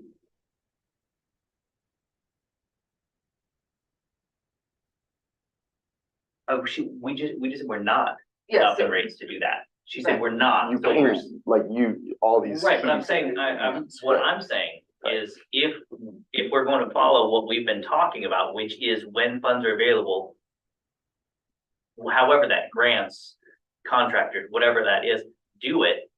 If the only way to make that possible is to have them part of the plan, then we need to make them part of the plan. Like that would be the direction from just me. I'm only one council member and I was on the committee. That seems like that is what we've been saying for 6 months. So I don't know if that's not everybody else disagrees, then we won't put it on there, but that's my thought. So you said 1.5%, correct?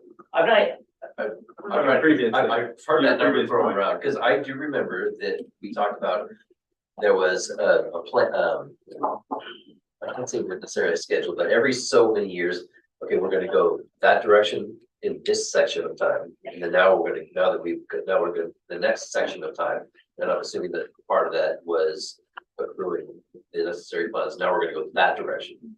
With the understanding that part of that is fluid. Once you lock in on a plan within that 2-year funding cycle, it's really hard to turn that tugboat around or that barge around. But semi-fluid in the 5 to 7 years, if a developer comes in, if then you guys are gonna extend a sewer line, might you consider extending it this way since you're already gonna do it? Anyway, that's your plan. But this whole part about as funds become available is the component that I think we ought to bear. Remember that part we're talking about, the fund becoming available. Where are those funds coming from? That's where we need. what I'm saying though is that is we were saying it's funds from applying for grants or a developer that is going to come in. It's so if the only way we're going to be able to apply for grants is to have a plan to extend the sewer to the end of town in every direction, then we need to make that part of the plan. Like if that's the only way we can apply for those, if we miss those because it's not a plan, then that needs to be part of the plan. I would think. I mean, unless I'm missing a component in there. I understand what you're saying. Yes, maybe the 1.5%. We were like, hey, we want to try to keep these rates as low as we can, so we're only going to extend when we can. Cool. That is there, but then when we can, isn't available, we don't have it part of the plan, then we need to make it. Am I missing that? So maybe, No. maybe. pull Michael, that- I think, oh, I'm not I trying to be like, rude, like, I'm not trying to come at anyone, I'm asking the question, because maybe there is a part of this that I don't understand. no, Michael, it's the same, type of situations as Pat had brought up with Del Rey originally. We were gonna take it off of the tip. And then we decided we needed to hang on to it because of some possible grant opportunities later on down the road. So it's the same, that's the same type of thing you're talking about. If we don't have, say, extending the sewer line from, I don't know, Road A down to out to the county line or the city limit line, if we don't have that identified as a possible plan, then there's no way we can apply for a grant saying, well, this is on our schedule of all of the different options we have available right now. And if we can get $500,000 on this grant, that fits this particular project because it's going to run 480,000. Does that cover it? I mean, I don't. Well, maybe this will clarify. The question I have, Michael, in reference to that and what the mayor said here, that 1.5%, whatever that increase number was back then, if you raise the rate this much, over a certain year, whatever the period of time was, it'll pay for sewer line extensions everywhere. And I do think that wasn't really discussed that much because we were discussing so much. Now, I know when you look at these rate increases, some of the recommendations is they're broken down into different decisions for the council. I'd be curious, is it possible to have that, to look at that rate, what rate increase would get these sewer lines extended over time to get a reserve going and have that be a separate vote of the council. I mean, in other words, the council would make a decision on that. Yes, we'd be willing to do that.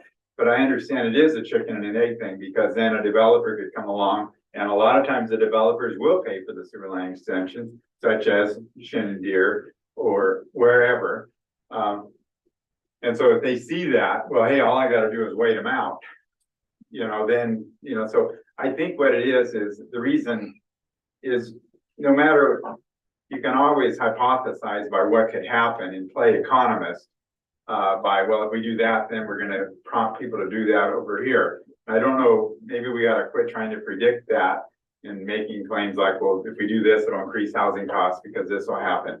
And but I'd be in favor of really taking a look at, in other words, part of the city, I think the city has, I look at the city of Stevenson to need to provide, if they want people to hook up, needs to bring the line to their house. How do we pay for that?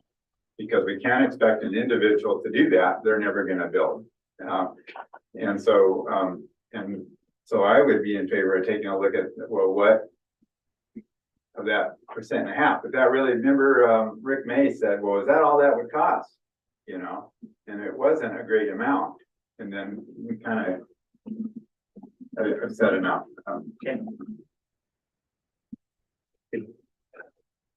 I heard you say 1.5%. I heard you say 1.5%. Is that the number that was bandied about? I think there were a couple of, it tiered down, as the years went on. I could pull it up and figure it out, but it wasn't more than 1.5%. It feels like an expansion plan that's based entirely on grants doesn't have a very high possible percentage chance of success without having something to keep it moving along. Sorry, but go ahead. Yeah, there's like four different conversations to grab out of this. So I think that, Michael, the same same challenge I would issue to you as I issued to Pat is that if you want to see all the projects in the capital improvement plan, give us that direction. We'll come at you the next time you see it. Okay. And so as a group, tell us to do that or not do that. Can I ask a question on that?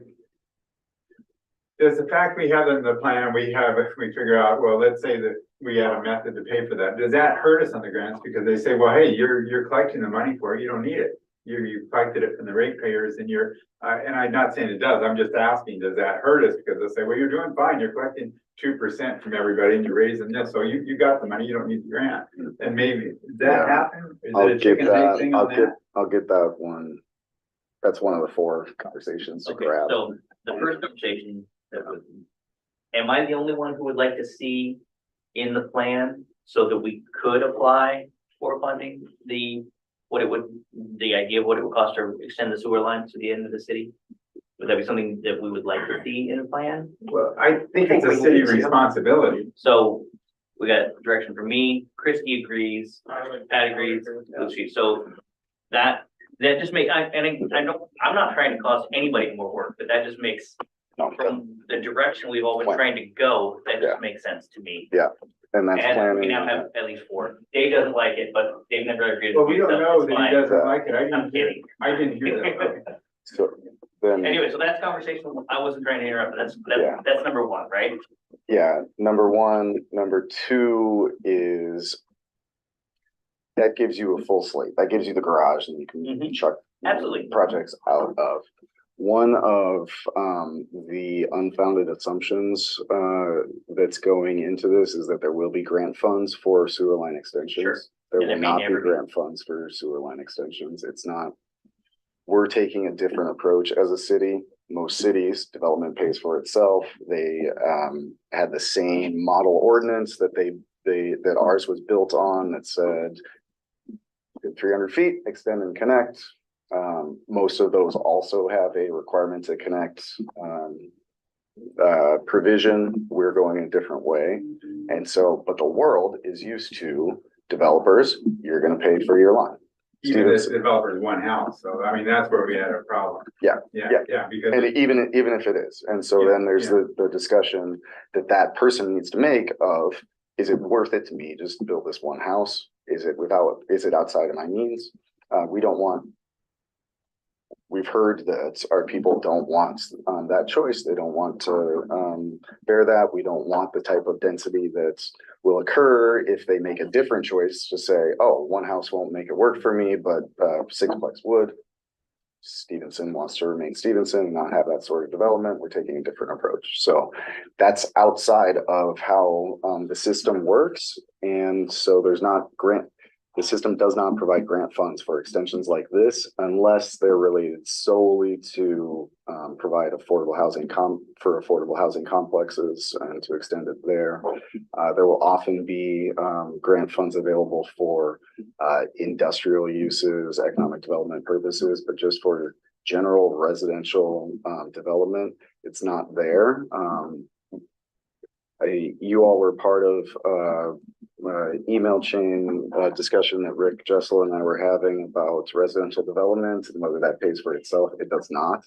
And so these the state agencies that provide for these grants, the federal agencies, they all know that, and that extending lines is a net loss for communities. And so they're not providing free money for us to go further and further and further and further and further and further into the hole. So Ben, I want to comment on something. I think the problem I had, you are right, and I think in that the previous, let's say if the developer, one property owner pays, that the only way that they can have it be economically viable is to either sell their property to a business, to an entrepreneur that will put a sixplex there, or do it themselves. Most of the citizens I know in this town are not entrepreneurs and don't want to become landlords. They just want to build their dream house or to have their house when the septic system fails, repair it. So we are basically, and I understand the math, you're right, but basically by using that approach, we're forcing people out of the city because, I mean, they're gonna have to sell. And let somebody else come in and buy their property. And then, because well, I, for one, if it were related to me, I would not build a Six Flags. I would just move somewhere else. Oh, you're saying if connecting is So bringing sewer to it, then what we talked Yeah, about. if it's so prohibitive that the only cost effective way is for somebody to put a sixplex there or more than one unit, you're for. Yeah, but we're not talking about doing that. We've got a I draft know that's we're doing not, we're something trying to different. get away from that. Yeah. So that's the whole point. We're trying to get away from that. You're the one that mentioned this example. I mean, that we're changing the model here. So you use the number of units there, not me. So in a way, we're not trying to keep Stevenson. We're trying to let the people who live here stay living here is what we're trying to do, is all I'm saying. I may have mischaracterized it. There may be other ways to characterize it. The regulations here are proposing that change. But you can determine for yourself why. The direction we're going here, which I think is a positive thing, if we had I think we got all these capital improvement projects, and they do end up into the millions. I mean, I don't want to throw around a number, but because I probably am wrong on the number, but several $1 million if you look at all the capital improvement projects, and then you throw in the sewer line extensions on top of that. And I'm just saying we've individualized the vote on some things. And I'm just saying if there were a vote for an increase and that vote was designated to extending sewer lines over a period of time, and then the council could review it as we go and prioritize. I'm 99% certain once I've done my homework, I as one person would support that vote because the city is bringing the line to the individual's house, and we're just figuring out a way to pay for it. And the broad. Okay, let's use this. This is the third conversation. Let's use that. What you're telling me, put that as a question to your fellow council members to say, do you want to see?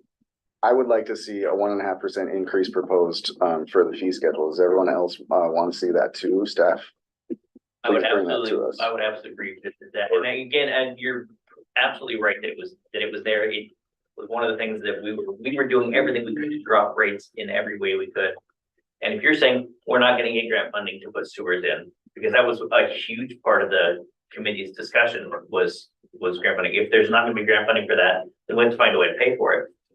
And if that way to pay for it is as a group, we look at, I don't know, we have to find funds for it. So if we don't need to add it to the plan because that we're not going to get grant funding anyway, but we need to start a reserve for extending sewer lines and build that, then we need to look at how that's possible. What are the levers we can pull to make that an option, because that is people do want that and they want it to be spread out through community, not to individual homeowners. Developers are a totally different thing. We're not, but like individual homeowners, then we need to find a way as a community that makes sense to do that. And so what are the levers that we have to make that a reality, or at least a possibility? Right? Yeah, and as a council, we can prioritize too. We can go slow. We can say, hey, that section of the city up over here, I mean. 100%. Yeah, that we can say that's gonna be where the most infill would happen. Let's do that first. And we can have this be a 20 or 30-year process, whatever length or a shorter process, because those reverts will be staying there and they can be invested in a safe way. Hopefully they'll be bringing us some return as we go. 100%. And we're trying to get you guys to the point where you can make those decisions and work together as a council. So that's my, is that direction on that part? I heard two. I mean, what we do as staff is we're listening for 3 voices in support of something to say that's 3. I've got 2. About the funding sources, since it's not gonna be grant funded, we need to look at whether that's 1.5% was in there, or we need to find levers to make that money up and get a reserve going. Right. Would you support something like that? 1.5%. Yeah, or something in that, whatever the range, because it was different. It wasn't just 1. Right, It was like, I remember. It was 1% over in, I just have it up. Over time, right? Anyway, That was estimated for one of the extensions. Yeah, not- for, not yeah, so all of it. I'd have to redo the analysis based on what we're hearing about, but yeah, so. But it And was we one. were talking about, we wanted, it would be a section at a time, and we're not, we wouldn't just go, okay, we're gonna, this next year, we're gonna extend all the lines, go. Well, I'd be curious to see, like, depending on how long each of those spokes are, how long would it take it, 1.5% per sewer bill to make that project come along? It's a 10-year endeavor. So that percentage was like, hey, if we get Public Works Board funding for this project, what would the rates have to be? So that's actually the debt service. So let me ask you this, when we were going through the financing for the wastewater plant, was it a loan or a grant? Where they said, okay, well, the first thing you're gonna do is go through your rate study and prove that you're pulling in enough money, that you're doing That's enough right. on your own already. Because if you aren't doing that, if you can't do that on your own, we're not interested. Yes. And they're savvy enough, they see this community through community, and so Pat, you asked, well, if they see that you're collecting it yourself, why even give you funding? That's not the only question they ask, they want to make sure that we're running a sustainable system. But then they look at how much that rate is compared to the whichever measure, so probably median income of our community. And so if the rates are above a certain percentage, then our grants eligibility increases, or the interest rate is more favorable. So there's many factors that they use. It's a very nuanced system that we operate in for this. Did we hear enough? We heard three voices on that. Okay. Sorry, We'll I'm not trying to include be it. bossy in this. No, It matters. there's It no- really, there's this no really way does to matter, decisions, and yeah. I'm Decisions are absolutely great. involved in this, so. As you, so, those decisions are great. They're made within the wider context of everything that's going on. I think that provides, a springboard to talk about that first thing. Rick mentioned it in his public comments, whether installation of a septic when sewer is not available would require them to participate in their proportionate share of extension later. So we're gonna consider you a developer if an extension is done at some point. Do you want to do that? Do you think that you're gonna collect enough in rates? Do you think you're gonna be able to make a system work or not? You know, you're dealing with these big issues Right, here, and who's paying for what, and so. Yeah, I think that basically we're bringing the sewer line to their house or their property. And that's, if we can find a way that's I'm just afraid that cost becomes insurmountable. Well, I'm just giving you the respect of looking at you and answer your question. I realize I'm speaking to the whole council, yeah. But, in other words, I don't like the latecomers fees. Because I think they're insurmountable. I think that they're high. I think we should bring the sewer lines to the individual property owner's house. I don't mind spreading the cost out over everybody with the rate increase for that specifically. That's my thought. Because I think that language gets back to what it gets back to where we're having the individual pay for the sewer line to come to their house, and that was what started, so if I'm not wrong on that. so I think the latecomer, and maybe I'm totally not understanding latecomer, it was based on like the amount of frontage you had, and then you paid, like it was for that portion, you weren't like to bring it to you, it was what's in front of your house. How much of the, Maybe we should. right? Is that not, And mine because was you were on, $40,000. right, Yeah, see, okay, $40,000 $30,000-$40,000, yeah. to my other pants. so I don't know, I mean, latecomers have been part of the, like, the city's been doing that, I don't know for how long, but it's been known before me. And so it's just part of what it was part of the process. Right. I'm not saying we need to end it, right now. Well, the I'm not the one, survey but looks to me like people are not in favor of the latecomers. Who were the people though? Who were the respondents to that survey? They're only There was like 10 10 less. 10 out Yeah. of the 20 or 30 that were in the group. So it was like a committee.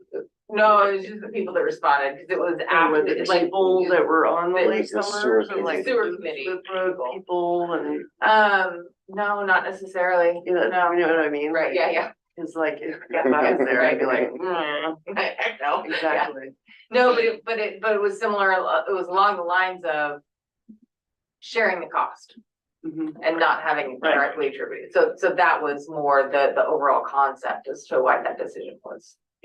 Some guidance I would give on this question, and it's not guidance before recommendation, but again, I think we heard from the people here to not burden them too much. The people who are here now to not burden them, and so where there's alteration in existing development, I think it would be very easy to remove that from the public release draft, this footnote. But to have a broader conversation about that new development, that new land division, if they go into that with their eyes open they know what they're getting, walking into. Yeah, or not. That So makes more sense. Yeah, yeah.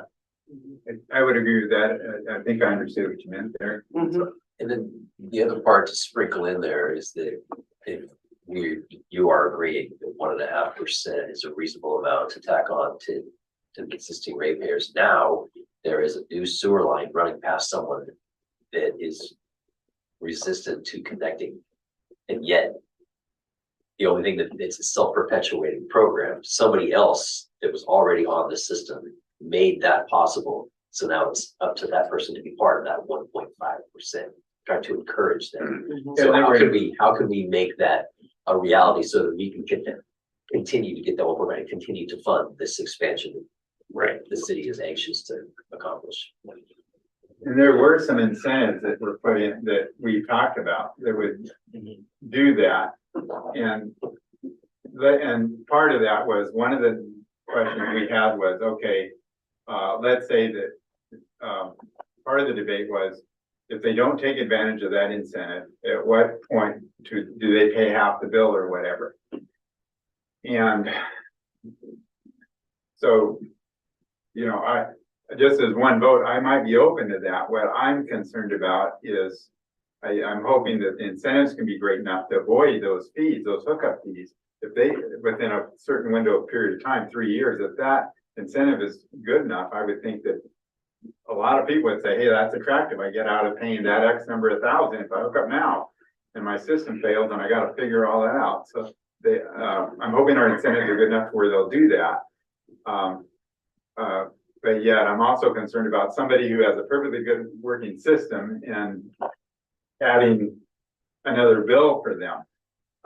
However, I guess I'm not opposed if that number weren't that big a deal. You know, I'd be open to a modest figure. You know, I just don't want to have somebody that just retired on a fixed income be under a bunch of financial pressure when they just spent 30,000 on a septic system before the line got there, and then they get another bill that's going to be $100 a month. Sure, that's my only concern. we'll provide a clear rationale and what figures go into that standby charge for you to review. Feels like made some headway here. Some breakthrough. The part that I'm remarking on is that when this was first trotted out, remember we had all the different stations and it was so hard to boil everything down and there was just lots of rebellion. And it feels like we're finally to this point where we talked about that, yes, we addressed that. So hopefully this, I don't know if détente, I don't know if this is the proper word, but once you have, to Ben's point, the message that we present when it's time to say, we've done these things and we think that this is addressed all of your concerns. So it feels like we are right on the precipice of taking this out to the public. Because I would like to conclude this discussion by 8 o'clock. Yes, I'm there with you. I have a quick question for Ben. Mhm. Is there more, because we've talked about some of even some of the things that, Mr. Jessup brought up, that we'd like to see kind of tweaked in this draft. Is there more we need to do before we get, as a group, before we get the idea of pushing this out to the public? Okay, I guess the question is, I was gonna ask the mayor here. I mean, the staff are gonna look at this and come up with this stuff, and then we'd be looking at it before it went out to the public, right? So, okay, so that's good, because we're not. Looking at what? Dave can't get back. Yeah, on. what? Yeah, because I see that he's on as an attendee. No, he just got kicked off again. That's it. He I'll- can't get back on. Yeah, I'll- so we're gonna have a chance to review this before then, so that's what I'm. Review what? I guess my comment was that going from torches and pitchforks Right. Yeah. to the point where we had finally been We able put to the carve our way pitchforks down. all the way through. It's just smoldering torches. So, Right. it's great that as a group, we've found our way to this, we're that close. Agreed. So my question, yeah, I think his question, if I'm understanding, No, we're and I'm not just- trying to, is when these couple of changes are made and we say, I think we'd like to see this go out to the public, can we see a draft before that gets, This will come, according to him, Send this will out. come before us again, before it goes to the before it goes to public. the public? Is that the Then case? we work with That's, you. that's the question. So Right. what is it that you want to see before it goes Let to the me public? put the question this way. So Right. tonight I heard you say, remove footnote 3 from 3 of the 5 categories where it's currently Mhm. drafted for discussion. To retain it at new development for land divisions of 2 lots and for single family development on septic where sewer is not available. Retain it there as something that we would push out and see what the public thinks about that. We would remove it from all the existing development. Again, we're not after those existing septic system users. We're not after them. That was one of the big messages that was out there, is that we're Right. just after them. We're not. Removing it there. And making those 3 deletions, saving as public release draft and coming up with our public comment solicitation plan. I guess what I'm saying is I feel more comfortable if I saw those changes made in one document and say, this is the document we're sending out. See the document after the changes are made, is all I'm saying. I feel more comfortable seeing that. I'm not trying to delay things. There's 3 spots where there's a number 3 that'll be deleted, and it's the same document otherwise. Cool. Is that something that the council is comfortable pushing out to the public and then having the public? We'll saw get, that we'll get document. back and forth, right? Once we get to, it's not like this is what's gonna be, there will still be, Nothing is final until Right. you adopt it. Right. Even once you adopt it, you can amend we can it. change it. Right. So for me, taking those 3 out, based on the discussions we've had, I'd be, and I'm only one vote, I would be willing to say that I'm ready to elicit public comment on Something on the draft that you can look at in its completion, in its. in its draft status. Mhm. Do you want further input on how it's financed? So in essence, the questions that were put there, we try to be more succinct and narrow it down.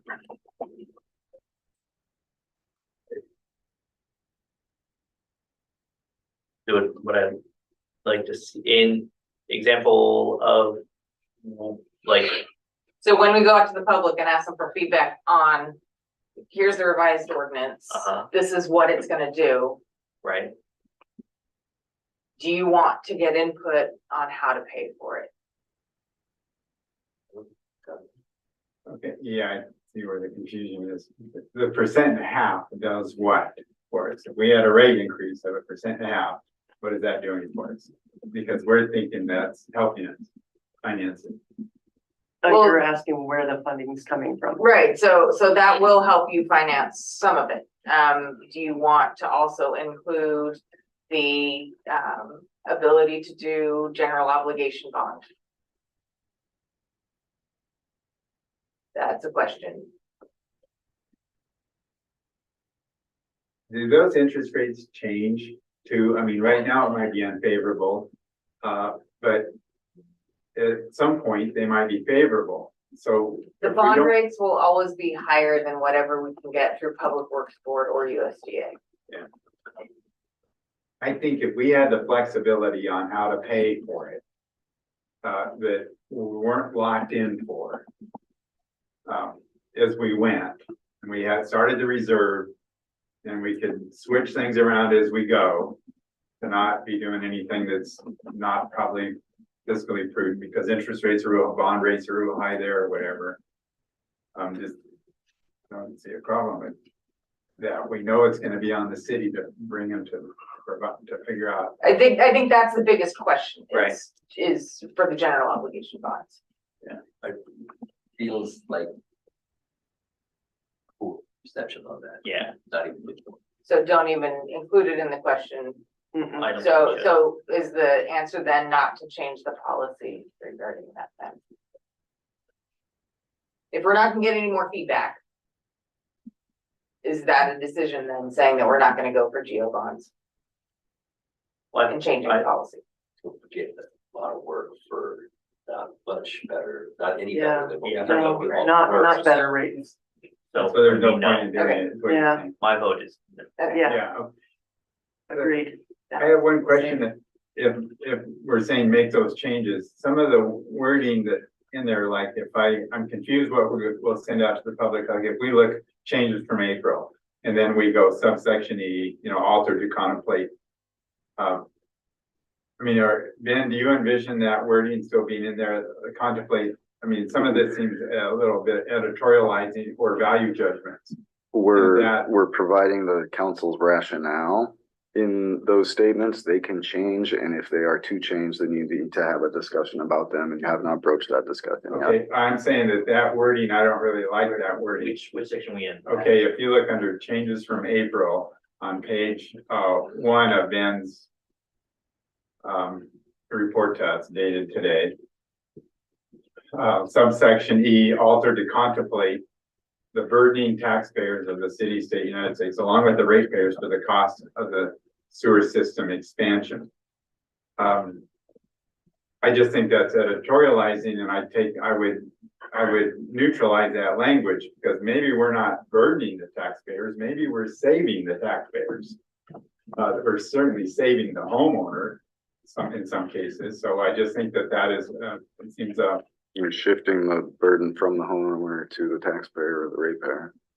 yeah, right, but That is what happened. It's not the single homeowner that's making that happen. It's the entire right, utility. You're just talking about a 1.5% rate increase to do the project. Which means. yeah. I'm just trying to say. I think burdening sounds negative, but it's the technical term for what we're doing is we would be taking the burden off of this person and spreading it out to everyone. Yeah, I think I'm that's just why trying it's to in say there. that I know you're if trying I to. wanted to inflame an issue, I would use that word. If I wanted to, and so you can say, well, that's an accurate word, we're burdening them. But I'm just saying that, well, are we? I don't know, that's a value judgment in my mind. I would not use language like that. I would be more scientific or more neutral language. Propose a better word. There we go. I tell you what, I will email you. No, proposed wording. We want a better word now. Council. Let's do Council. it. No, but then I'm getting into the minutia. So Yes, we are. I've given you my concerns. I'll tell you what, I'll email, you can do what you want with it. I won't do anything with it because it's not coming from the council. But you're wanting us to migrate. So if you strike the word burden, what does it say? Because we are definitely getting into the. If those issues are enough to prevent you from voting yes on it, or voting yes to send this out to the public, that's fine. If you want your lack of support of it to prevent it from going out to the public, then you need to have that Then conversation with the council Make a too. lot of unfair comments, and that was one. Okay, so we don't need to really get into it, but I don't really So- appreciate the way you word things a lot of times.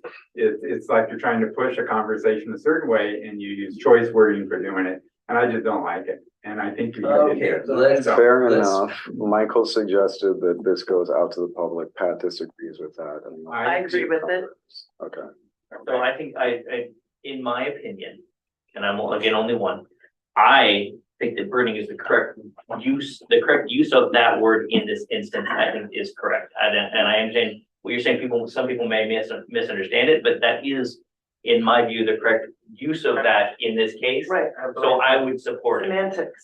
Yeah, that's in the note, in that actual text of the ordinance, it says equitable distribution of for expansion is accomplished by placing greater expectations on ratepayers of the public that large to pay that on.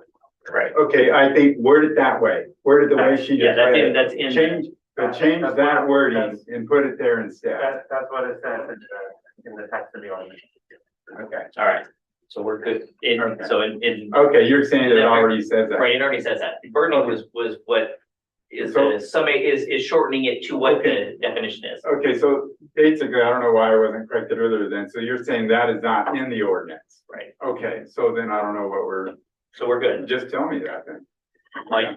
Mr. Vice Council, you got Yeah. 12 other agenda items? Yeah, no, I'm ready. I would like to, I don't know, what do we do? Just like, thumbs up? What's the time? Yes. Thumbs up. Yes. Okay. Thumbs No, up, I'm not. thumbs down, Thumbs neutral. up, thumbs down, I've already whether or said not it. we think it's, Yeah. we'd like for to it. see it with those changes that we are discussing. Yeah, well, yeah, I mean, I don't know, you're telling me that that wording isn't gonna be in there, so. No, yeah, burning, so that's not, yeah, Lucy just read. Yeah, that, she corrected it, yeah, so it's not we're good. gonna be put out, so I'm good. All right, so Lucy, are you okay with this going out for public discussion? Sure. Okay, All right, all right, good. All right, thank you. and, Okay, so That's a milestone. thank you. I mean, that took it was a lot of meetings that we got through and okay, so, sorry. go, Uh, agenda. There are, it looks like 12 items on there. A through C are, Are all related to the resolution you just passed. So if you pass that resolution, I would highly recommend you pass A through C. Because they're tied to the same thing. Yeah, they allow you to adopt some of those rates by resolution, But they're Oh, all gotcha. different motions. but they're all different ordinances. Yes. so it's to proceed with the heightening up of, well, Yeah, the yeah. housekeeping that we've been trying. I'm sure you could approve them as a slate, Nope. you know, yeah. Not as presented. I don't want to try. Right. Who would like to go first? I mean, this is the right one, right? The one big rates thing that we did? Okay, And the first ordinance you have is the Temporary construction water. yeah, all right. For me, I'd like to make a motion to approve ordinance amending chapter 15.01 construction codes, section 15.01.030, general requirements effective for the June 2024 billing cycle period. Oh, First and a second, any discussion? All in favor, say aye. aye. Good. Who's next? Which one did that, Ken? I will. Okay, go ahead. Revising water and sewer charges. I would like to make a motion Top of page Yes. one. to approve ordinance amending chapter 13.10 water and sewer service charges effective for the June 2024 billing cycle. Second. First and second, any discussion? Yes, okay, are we on ordinance B? Mhm. I mean, the one, we're talking about the low income eligibility ordinance. Yes. Right, okay. Wait, First second. and second, any other discussion? All in favor, say aye. Aye. You opposed? All right, who's next? C. How about I make a motion to approve ordinance authorizing the adoption of water and sewer rates and charges by resolution and repealing ordinances 2019-1153 and 2024-1208. Second. First and second, any discussion? Yes, okay, when I talked about that sewer rate thing and having that be a standalone. Okay, that's where I wanted to look at that. And that I'd be in favor of that, I just wanted to make that clear that that's what I talked about. Right, this will Okay. be approving. yeah, Okay, got it. So wait for a second. Any further discussion? All in favor, say aye. Aye. Any opposed? Opposed, no. That'd be added. All right, let's do another one. Or if it ever- Wait, no, different. this is different. This is the floodplain man. Oh, No, now you're gonna. You're on a roll though, I mean. I'm on D. Yeah, no, this is. Yeah, do you, Yeah, do you? This is not tied to Okay. the, Yeah. This is now, Floodplain, okay, Different. floodplain management program. Okay, Second reading of this, you saw it, I believe it was March, that you saw this. This is required, changes are required for the city to, the citizens, the property owners, the policyholders of the city to retain, federally backed flood insurance. Since that meeting, we have had two different comment periods. One was on the SEPA threshold determination. No comments were received on that. The second was a state procedure because this is a part of our critical areas ordinance. These regulations, we received two comments from state agencies, Department of Natural Resources, had no requests for this, suggested some things to look at as we approach our next critical areas ordinance updates, which we'll be doing soon. Department of Fish and Wildlife did have comments, requests for changes to include a notification process to Fish and Wildlife. In which I believe is already occurring for any of these projects because of what they are. It's not just going to be regulated under this, or you're not putting a burden on the building official to notify Fish and Wildlife, because they will already have been notified by the shoreline administrator, by the critical areas administrator, SEPA responsible official in other ways. So it could go in there. It's largely redundant in my mind, but their request could be added. Specifically, that's under D, alteration of water course, notify adjacent communities. You know, Fish and Wildlife would be by those other things. Also, the number of water course alterations that we might see in Stevenson. You can make your own predictions on. End of report. Oh, well, sorry, completely different check. Dave, you have a call-in number as opposed to trying to use the app? There is a call number There is a on call the number. You wanna text him? Yeah. He was frustrated, of getting on and being kicked off. He's just. I think it's pretty over mad. that you can just plain call in, right? No, raising his hand on via the phone is. Well, just So anyway, tell him that he knew all of the votes he's gonna vote no on. We crammed those in when he was off the line, Yeah. so. Hey, we got all your stuff out of the way. Okay, so he's done with the report. I'll make a motion to approve ordinance amending the floodplain management regulations, making fun of the critical areas regulations in order to maintain participation in the National Flood Insurance Program and the portions of ordinances 864 and 1123.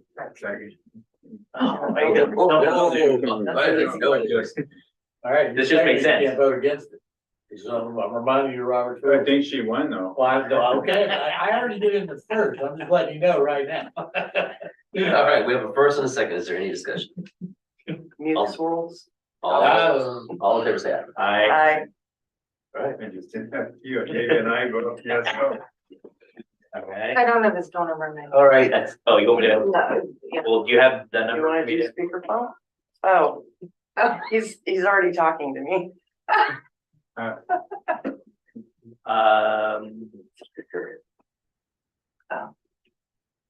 I mean, just. Yeah, why not? Easy way. Yep. Mm-hmm. Well, he was texting me. Let's see. Okay, see if you can. I having fun now. No. Nope. no, You're no, on no. speakerphone Jay, turn now. on speakerphone it. Okay, Just, This- yeah, you're in. before you say anymore. I'm gonna put you on mute. You can text me if you wanna talk. But I No, think no, that won't work on a meeting. 'Cause then No, we're on mute now. Oh, Yeah, you go on mute. I That's think better. that- Okay, yeah, okay. All right. Okay. Public meeting. So, Dave, we're at E. On the agenda, if you're able to. 2023 annual financial report. Yeah, so, the questions that were asked, I responded to, and provided them all to council. I didn't receive any additional questions, and the, schedule 15 was updated, yesterday. So, it's complete and accurate, as well as all of the rest of the documents.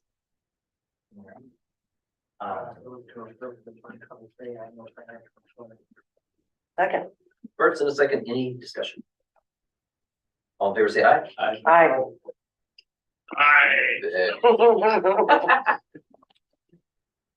All right,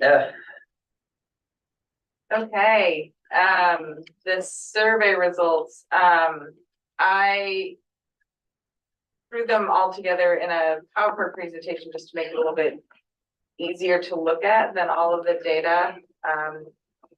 Just to consolidate more or less all of the graphs. But all of the data is there as well as the comments, in the packet. And ultimately, you know, the main services that people, see us providing, are the, you know, fire and water, and then it kind of goes down from there.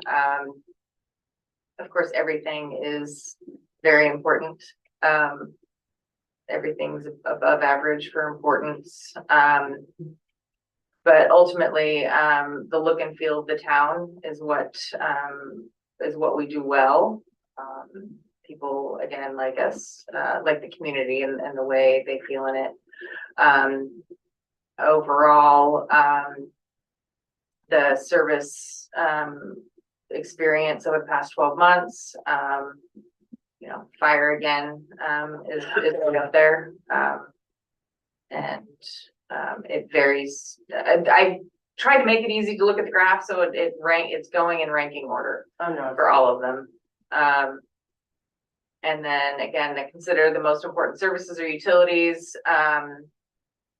Second most important utilities. But of course, everyone would like lower costs. And then again, goes from there. Online surveys is the best way to engage with them. Yay. I found that funny, the online survey is the best way to Right. engage, but the way they get their news is you pay like a newspaper. Right. I was like, Self-selection bias. Yeah, Yes, see, it's yes, self-selection yeah. bias Like, because is the that only what you're people doing? filling this out are the online surveys. There were a couple people that filled out, I think there were like 4 people that filled out paper surveys. Yeah, so I Facebook, agree city with Facebook. Lucy's comment on that. though. Yeah, no, I'm taking this with a grain of salt as well, like, cause it just all depends. So, but it's just a data point.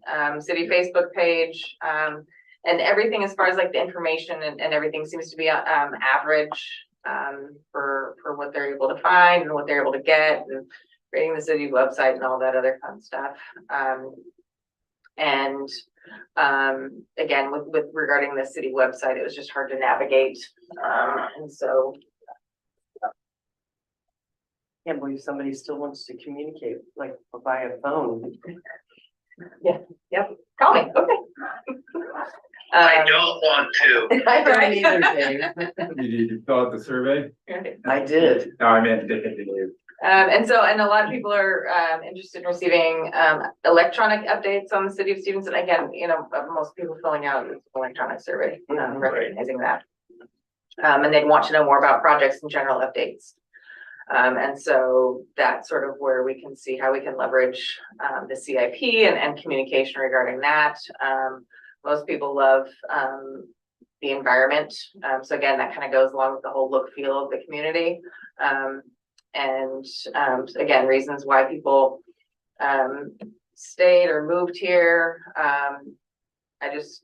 So some of this, a bulk of this I pulled from multiple surveys that you're able to find online for free. And I just was thinking about how we have a number of churches for our small community, and none of the reason why people moved here. It might be a reason for other communities. Let's see. And then, reason for people to move out of the city would be cost of living is too high.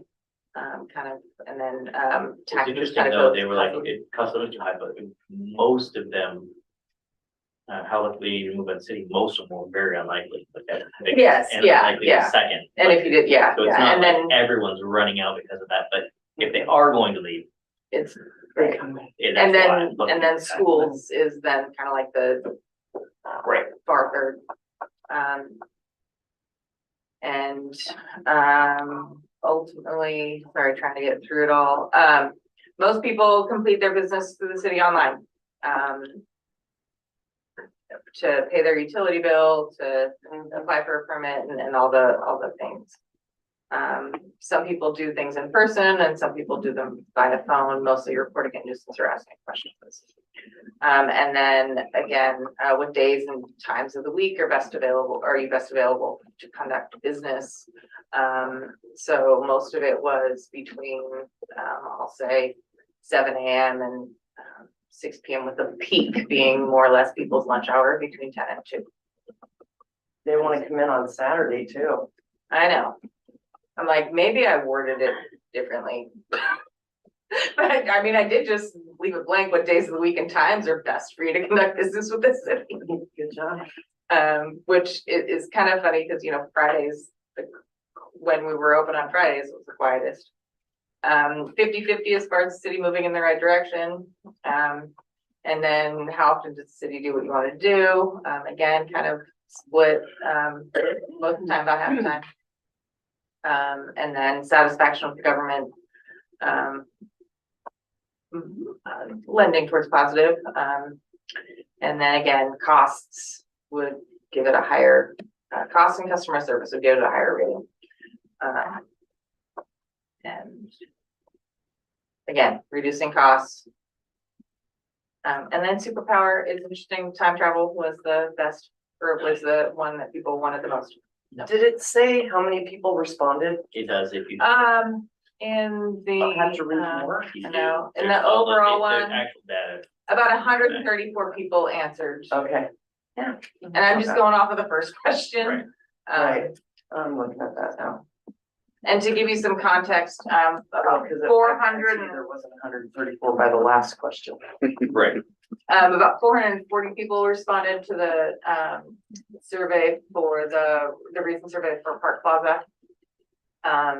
And that was a really great, that was a really great percentage, based on the population of the county. Right. And so population of the county is probably about 5 times the population of the city. And so like, it's a pretty good turnout, I guess. 134 is pretty good turnout for, I would just go off the population of the city, 1,500.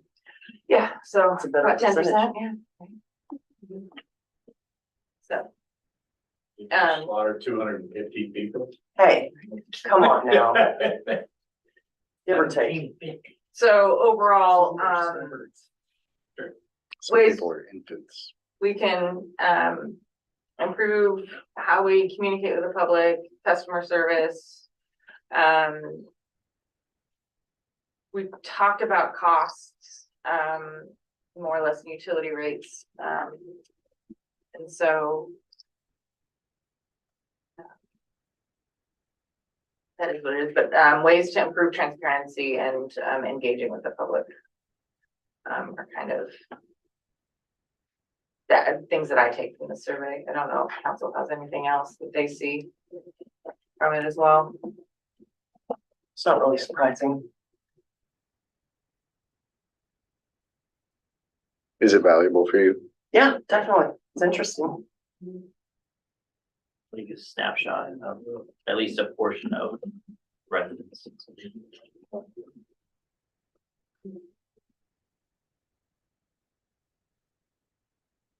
And then,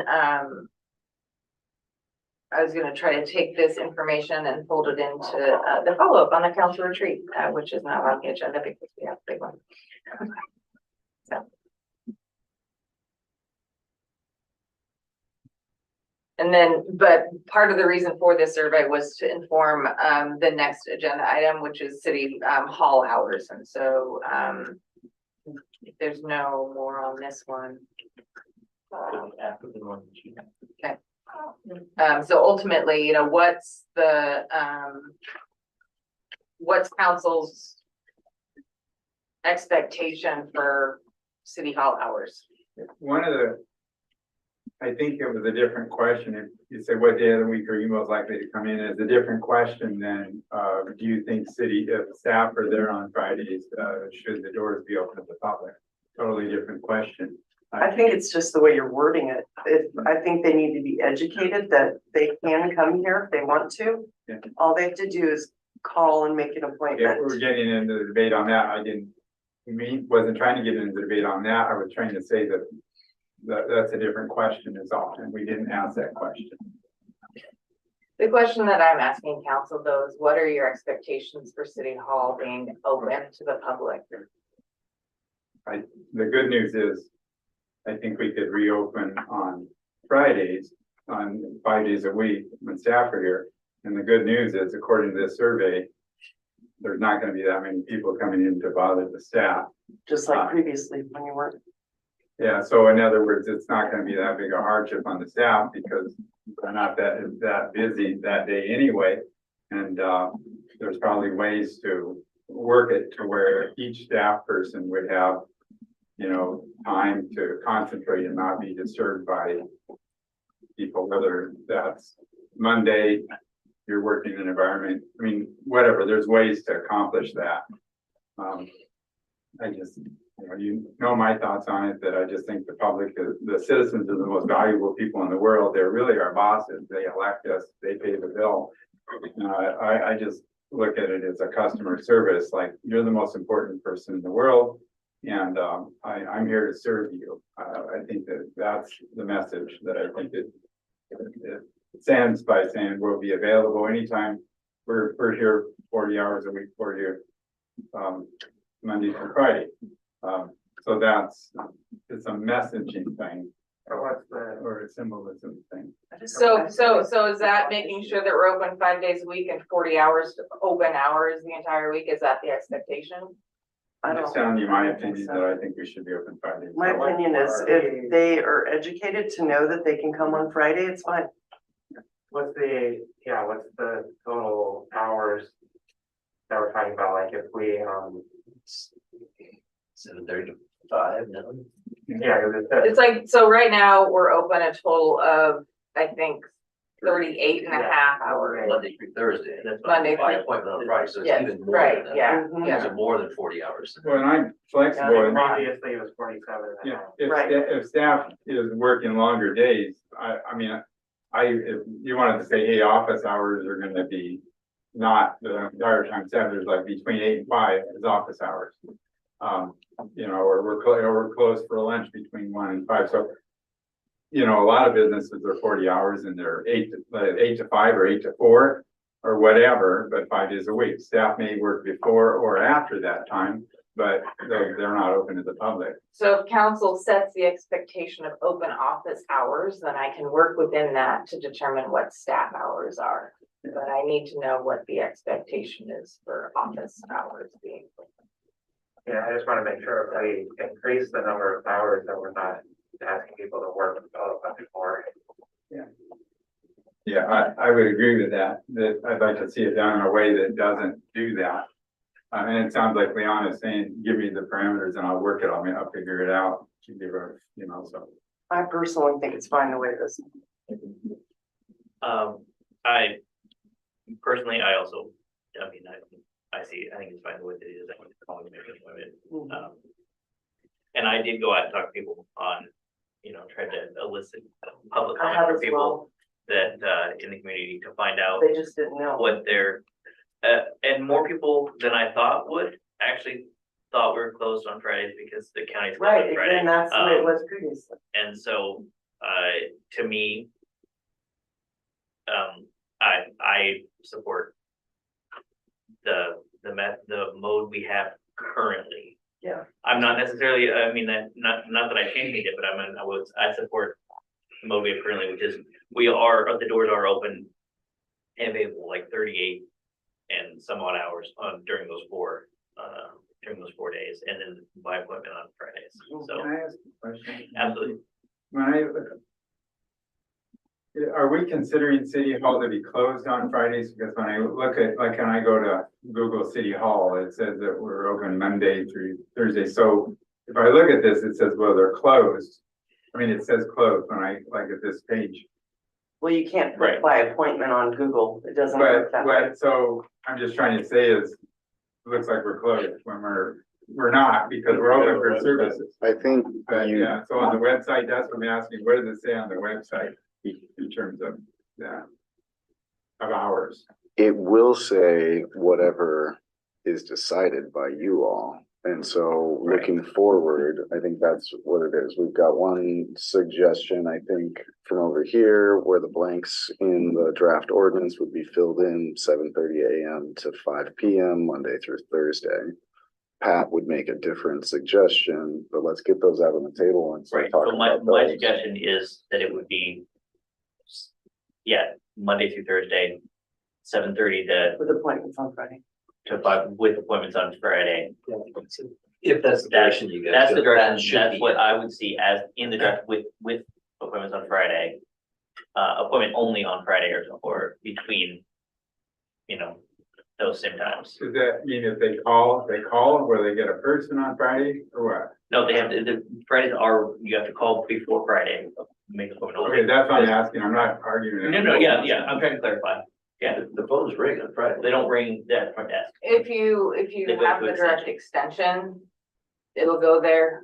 If someone does call, you can, see it sometimes as well. So if we're available, we can pick up. So that's, anyway, that's my suggestion. I agree. Dave? Dave, unmute. Can't hear you.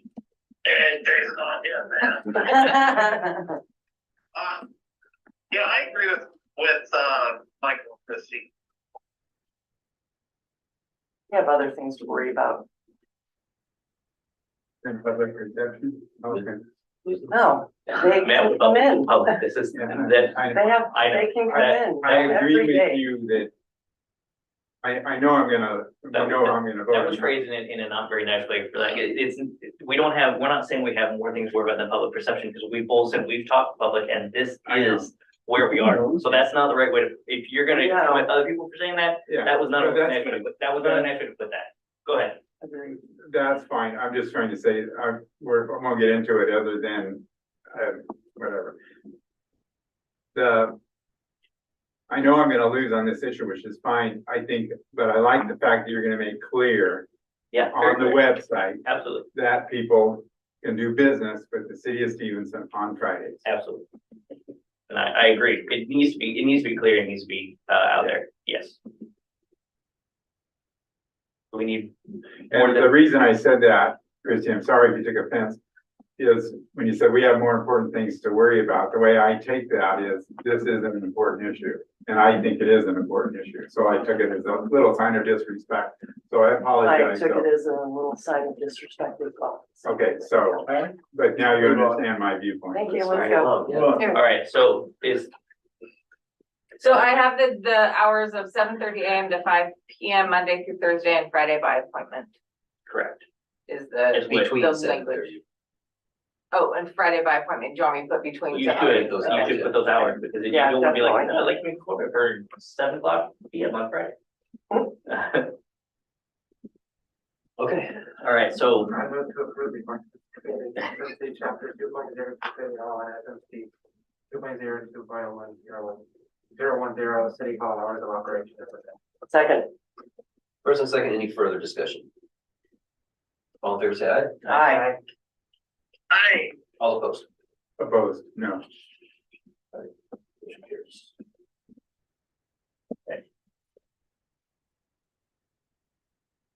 for 9, Okay, so quick recap on what this meeting would entail, then, and then we'll pick up our phones and go to the.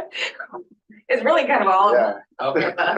oh, everyone, Uh, planning commission. Levels of Yeah. service are something that the city would establish to say, this is what Stevenson is. And everyone in our city could have this.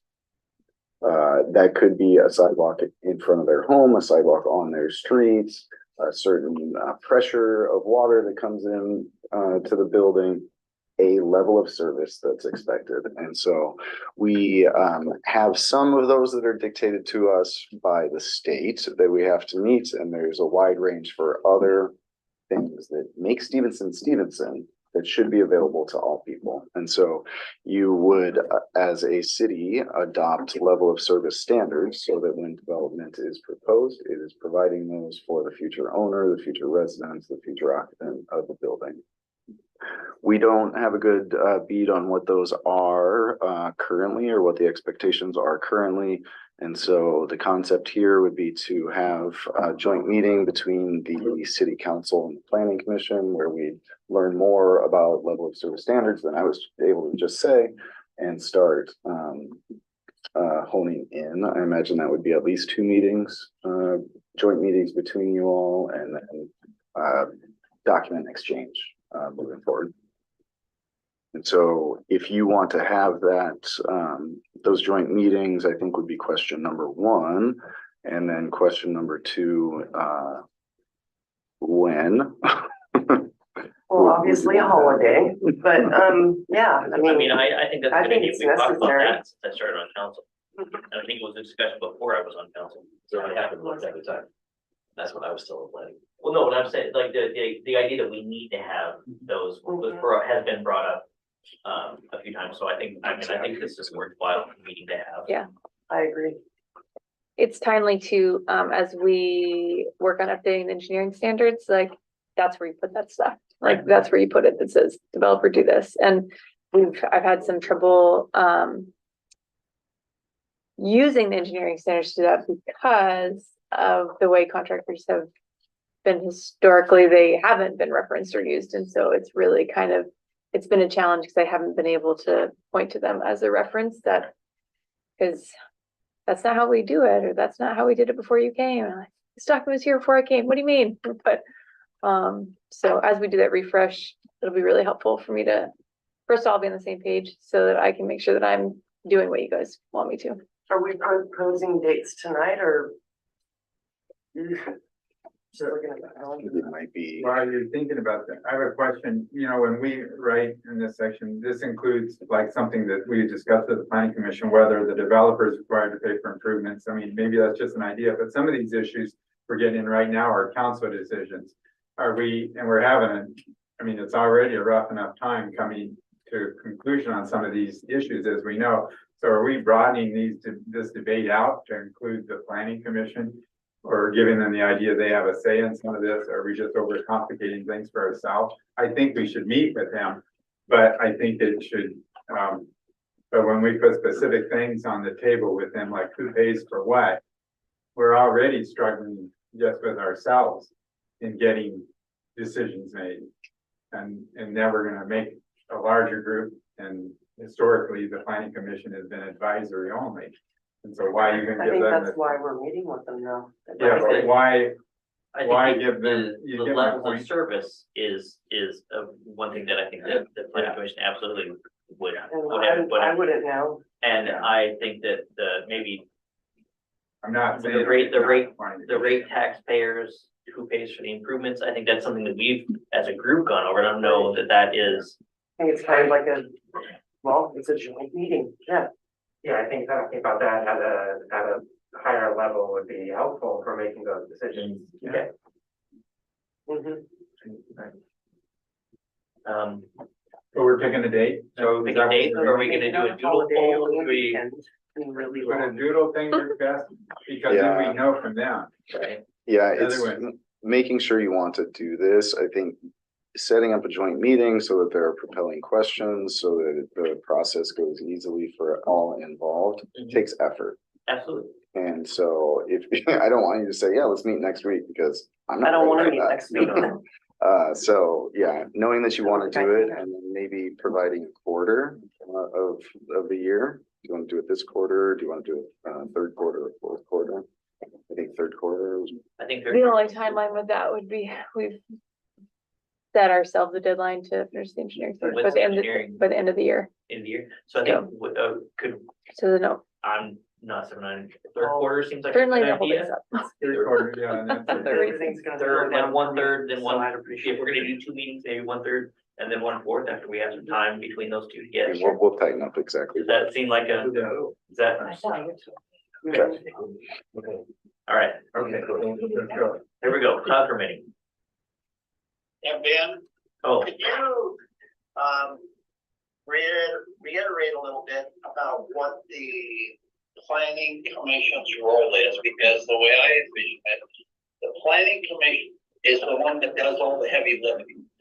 We say, here's the suggestion, how does this fit into the codes and everything else, and where do we move forward? Then they come back with some recommendations. Can you expand on that a little bit? Yep, way I characterize what you do versus what they do, you guys are all about breadth. You're covering several topics every meeting and need to go quickly through those. Planning Commission is all about depth. They really do dive into those weeds, make suggestions, evaluate things, just like you all had experience doing. And I want to applaud you for what you did with the sewer discussion. You advanced it, you went deep, and were able to move that through and bring something. So that's something the Planning Commission is used to. As we dive into the level of service standards, where you're evaluating what does a tree mean to the community, they're part of that community. They're used to making those recommendations to you.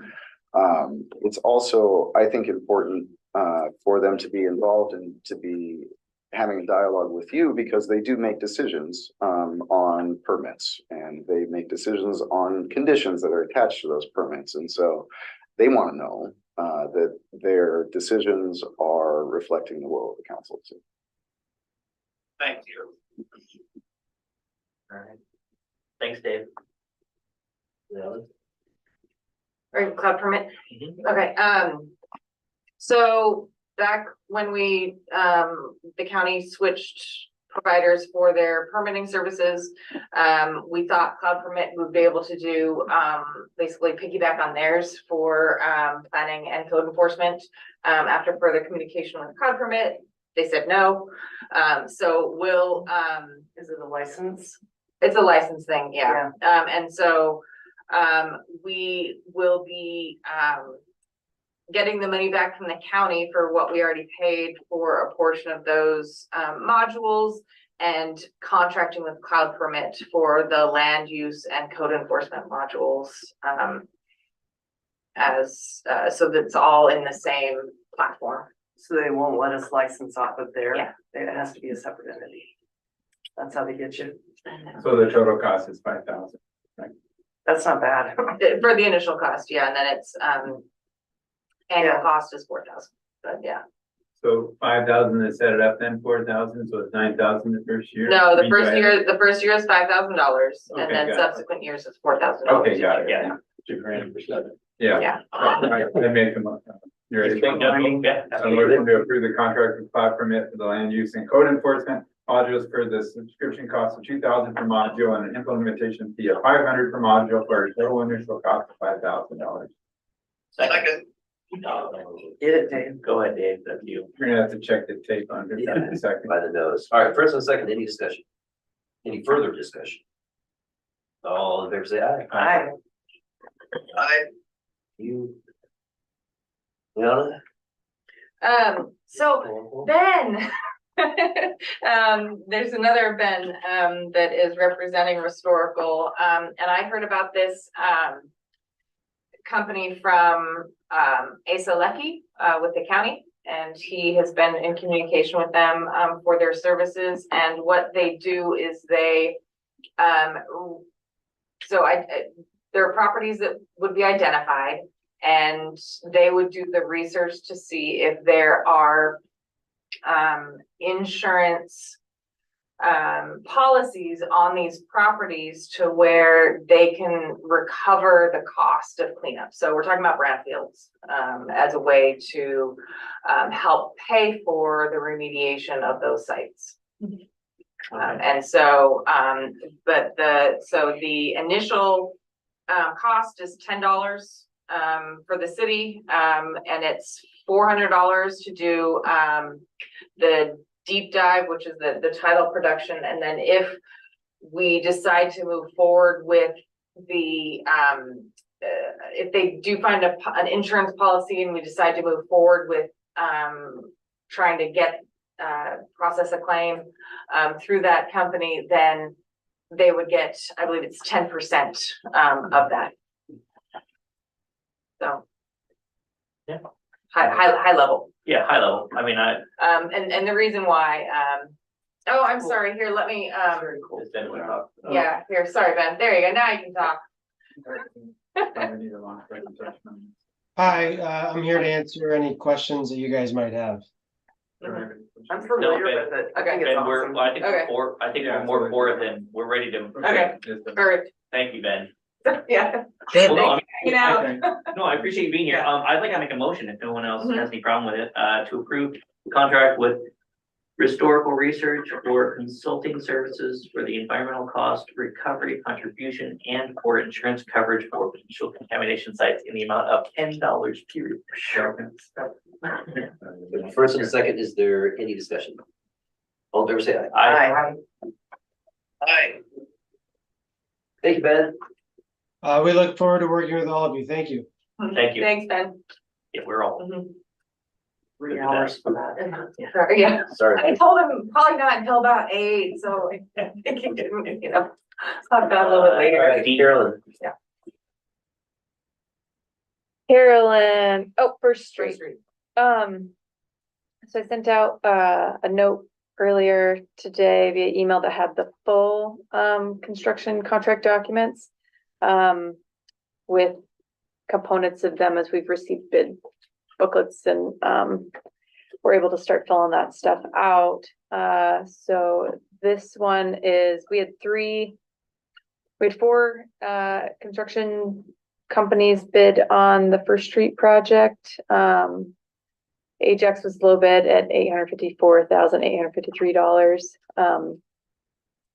Right now, we have the 2 funding agencies, RTC through Washat and also TIB. They both have our recommendation to award. And so we're still waiting on their approval, but with their approval and your approval, we'd like to be able to sign the contract.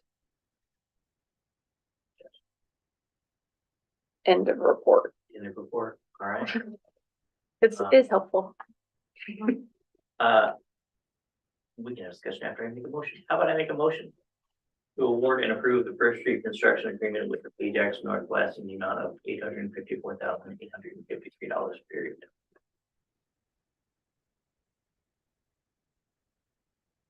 Second, do it. Second.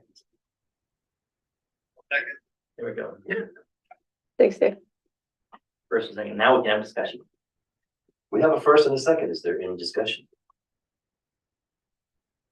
I have a question. I'm trying to find it. I wish I would have just wrote it down. Oh, is it a good one?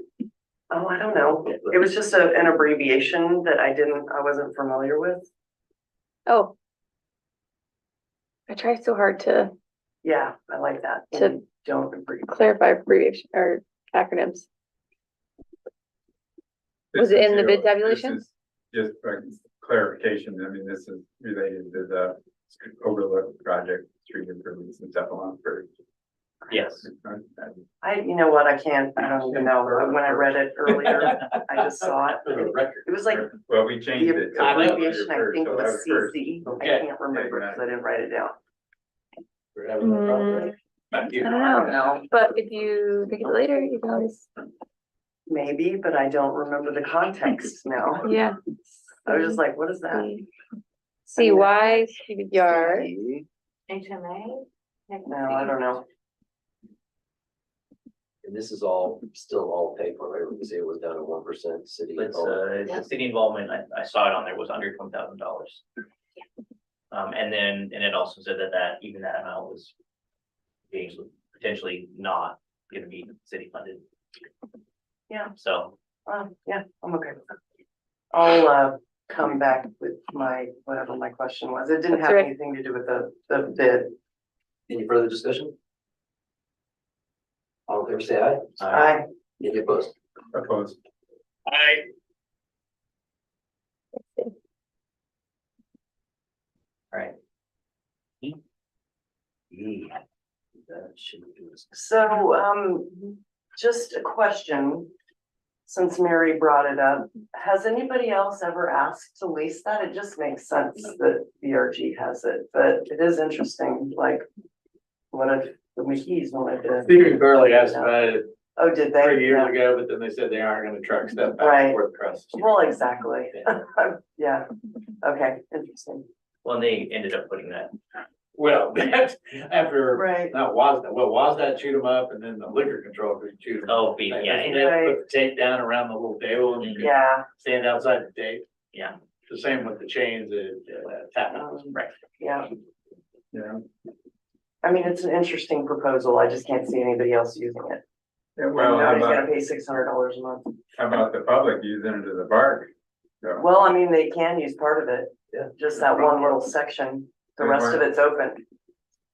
that there's one only little that section where little there's tables narrow- is a pretty large section. well, there's no Well, place they to still sit have there. it. They got two benches that are outside. Well, my thoughts are that, and I've talked to Ben about this in the past, that we're trying to do a park across the street, that if we really showcased Walmart, Walnut Park. And I'm not- Slave. Honestly, Oh, yeah, put that up. don't say the That's pastor not told you no happening. Walmart. Yeah. We didn't say Next thing you know. But you like the idea, no, I but vote A. see, I'm just saying that if we really spruce that up and made it a signature park, because if you look, it's a big plot of land. I mean, it's not a big plot, but where they use for parking is part of it. And you really spend some effort and maybe even some money there, and it's right downtown. And have it, and even the restrooms that are being designed for the park across the street were pretty small and would easily fit in there if you looked at that whole area as a template for a potential park. To spend some money and make it a nice park. And it was even included in the parks plan. There was, that we got a grant for, I know, over 100,000. But this park was listed in there as a city park. Let's say that, whether or not the plaza project goes through or not, we spend some time and energy on this. Just what if it ended up being beautiful and a successful thing and we could revitalize this and have it be more used and have small venues there? And let's say it were quite successful and became very popular. Then, even though I'm against it now, it's one person and across the street, you could later go to the people and say, look what we did with Walnut Park. Look at how great we made this. Imagine if we expanded this across the street and made it bigger. In other words, I think one of the criticisms of the plaza project is you've got all these parks now you're not paying attention to, you're not taking care of. And it seems like and if you look at the bricks in there and stuff, I don't know the exact history of that, but that was a volunteer effort to put those in there. I just think that you could make that a gem right inside the city and it's a source of pride right there, and it accomplishes a lot smaller scale some of the things we're talking about right across the street. Although I realize it's two separate things, in a way it isn't, it's a park. And even in Portland or other areas, they got pocket parks, or any place that I've ever traveled throughout the world, they'll have parks this size and you just you stumble across them and they're beautiful and you go, my gosh, I'm so happy I found this. And I think it would, look, you can tell that I'm getting a little excited thinking about it. Well, one of the things is the businesses would benefit from that too, because it is bringing people there, even it's just something for the local people to come down to that already is there, that was put there for the local people. And I understand a business has gotten used to using it, but I just think we have a real opportunity here to make that something for the public. And I don't mean it would create that excitement if we left it the way it is. I think we could do some of the things in the parks plan that is recommended for this space. And even if it required spending some money, I think it would be a showcase for us. And whether or not the council succeeds in getting through the plaza across the street, let's just say that fails and the county commissioners don't support that. by making this a showcase, you can literally come back 3 or 4 years later and use it as an argument for something across the street. If that were to fail, it's kind of an insurance policy. It's like, look what we did there. Imagine if we made that bigger. Imagine if we did over there, because and not only that, the city doesn't have a good track record with parks. We haven't really proven ourselves, and that's one of the big criticisms. Well, what if we as a city did prove ourselves with this one small space? And we just never done it as a city, proven ourselves with a small space before. It just hasn't happened. There's been attempts, but it can be a proving grounds. It's at the end of my speech. I didn't realize I'd get so excited about the concept, but the enthusiasm you see that I'm trying to sell to you, I think the public would have that same enthusiasm for that space if we could make it beautiful. End of sales pitch. I'd like to make a motion to approve the agreement with Justin Gross, DBA Big River Grill for leasing Walnut Park as presented. Oh, short modification, it needs to be Bigger River Grill Oh, LLC. good, okay. We didn't make the change, it's just an extra. Do you want me to say it again? Big. No, that's fine, just the change would be, because the actual Bigger. license agreement is with Okay. Bigger River Grill LLC. Well, I mean, that seems like a progression from what it was. All right, so in first and a second, is there any further discussion? I just realized, No. what I'll say, just realized the county commissioners probably are watching the vote on this. And they're gonna think, well, my gosh, if you, I mean, I'm not gonna, I just predict some of them are gonna think, my gosh, if you miss that opportunity on a park you already own, why should we give you more space? So I don't know if You it'll don't hurt you or know not. that. Come on now. You're stretching out our meeting. I will see. All in favor, say aye. Aye. Any opposed? Opposed, no. Nay. All right, 3-2. Thank you very much. We got through it all, almost. Almost. Okay, so now that we've got to this point, so you do have some informational items in your packet. The part that I want, and I was reiterating that at our weekly meetings, is that I want to make sure that Ben and Carolyn and Leon get an opportunity to give you all an update. Because there are lots of non-agenda items that I would like you to know what they're working on. Not a written report, which you may or may not release. The idea is that it doesn't turn into a micromanagement opportunity, but there is some great machinations going on in the city that you wouldn't normally see on the agenda until it becomes an agenda item. The reason I bring that up is that it takes more than a couple of minutes for these guys to present you with that information. So the next meeting or meetings moving forward, I want all of you to help me that by 8:30-ish, we should be to item 11. So that we can keep this moving I've along. got an actual job in the daytime. So I'm tired. that is my pitch. So that's all teed up for Ben. Can I get a? So much pressure. Well, I think I heard it saying we'll start the longer things next meeting. I'm just joking, kind of. But it's 9 o'clock. Go ahead. It's busy. Things are extremely busy. So even with these, we don't get a chance to talk about everything that is going on. But there's a lot going on. I'll give a update on where the planning commission is at and where planning commission decisions are at on several things. So I'm sure they will thank you for adopting the floodplain regulations that they had recommended to you. That, along with the small zoning code amendment, was the first half of their year for legislative type activities. They will be moving into the discussion about parking next. I need to have time to work on a parking plan and with the parking committee to get that to planning commission. That my time toward that is dwindles as we're dealing with the sewer ordinance and sewer discussion and CIP and other things that come up. So I thank you for moving the sewer discussion to the next phase. We will start that public engagement, and you'll see that community conversation advance outside of these chambers so that it can advance in these chambers in a month or two. Planning Commission, on the permitting front, we have the appeal of Planning Commission substantial development permit decision for the Rock Cove Hospitality Center. That hearing is next week. We'll have a decision. We'll have an indication of a decision by the board. Well, Shoreline Board? Yeah, We're or supposed to give a decision within 30 days. 30 days of that. So the workflow toward that, at least on our end, halts next week.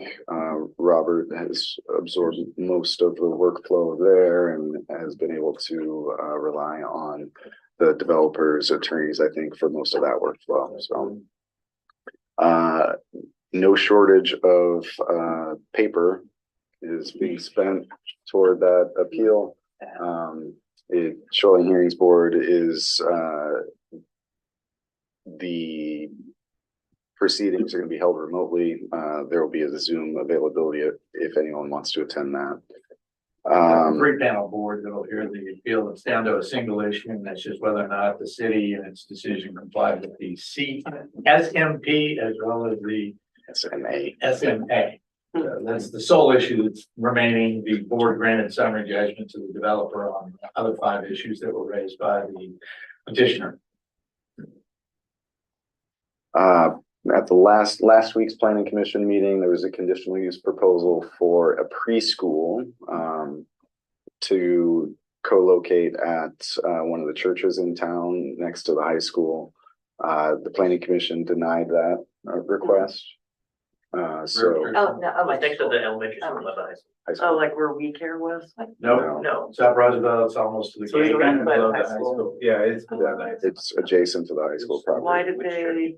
Baptist church. Oh, the Baptist church, okay, that is, yeah, I thought there We was did one. daycare. Why did they Anyway. decline that? They denied it because relying on, there's 4 criteria that they review, and the one that they're relying on mostly for that, they still are going to adopt their findings of fact supporting their denial, but the criteria that they'll rely on mostly is out of harmony with the neighborhood in which it's located. And so that's one of them. They were also concerned with public safety, traffic on the street. So we'll review that. I am anticipating an appeal of that decision. So that'll be a new workflow load to sort that out. Planning Commission's the rightness of their decision to deny that. They, like I said, they will be working on the parking issues coming up next. We are due to update our critical areas ordinance as a whole. And so that's the regulatory protections for frequently flooded areas, check.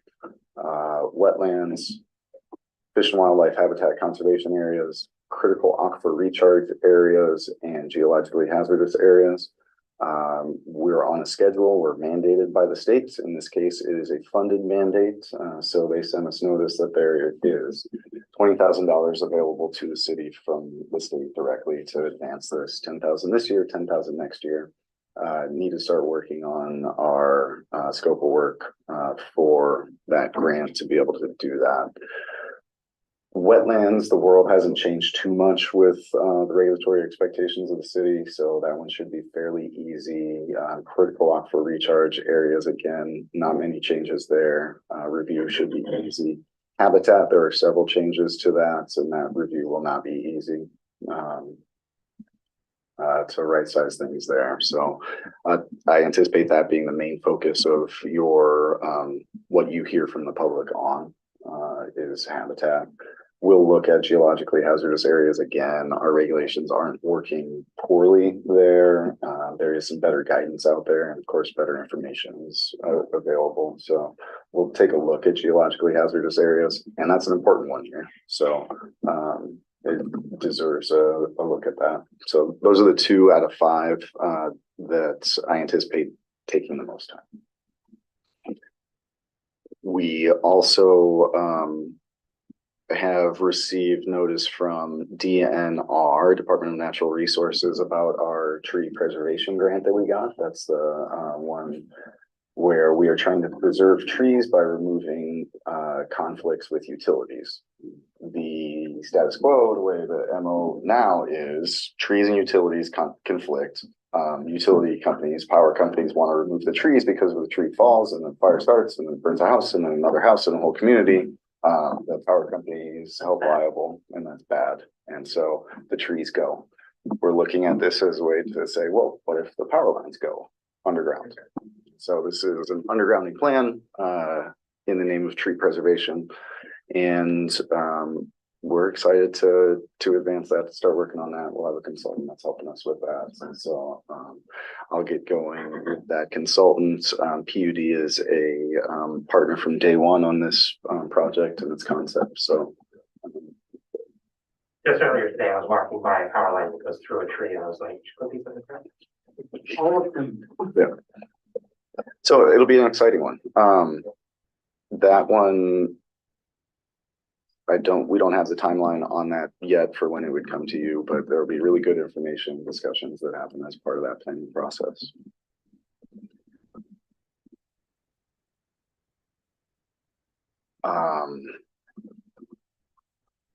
Downtown parking, while we don't have a plan that's ready for you or a set of ordinance amendments for you to consider yet, the collection of data has been very fruitful. Carolyn's been able to use that now that we have data about the usage downtown. She's able to use that to evaluate requests for loading zones, to inform where painting goes for at intersections and to keep the traveling public safe. So the data's there, data's helpful, data is helpful in advancing that plan that I'm more to work on. Permitting volumes overall are slowing down. Hidden Ridge is basically built out. There are 1 or 2 vacant lots that are there. Three vacant lots. So that slowed down. Chinnadeer is just starting to pick up. So the number of lots in there, something like 47 is what pops in my mind. A couple of those are starting, more will start later. So there will be steady permit volume there. The cloud permit software for that, very helpful to have the joint reviews with the county, with the building official reviewing at the same time as Carolyn and I. I haven't looked at the numbers yet to see if that's reducing the overall review time for permits, but it sure feels like it on my end that it's helpful. Kinks that are being worked out with that system and how we're all learning to use it, but they're working themselves out. So that's really good.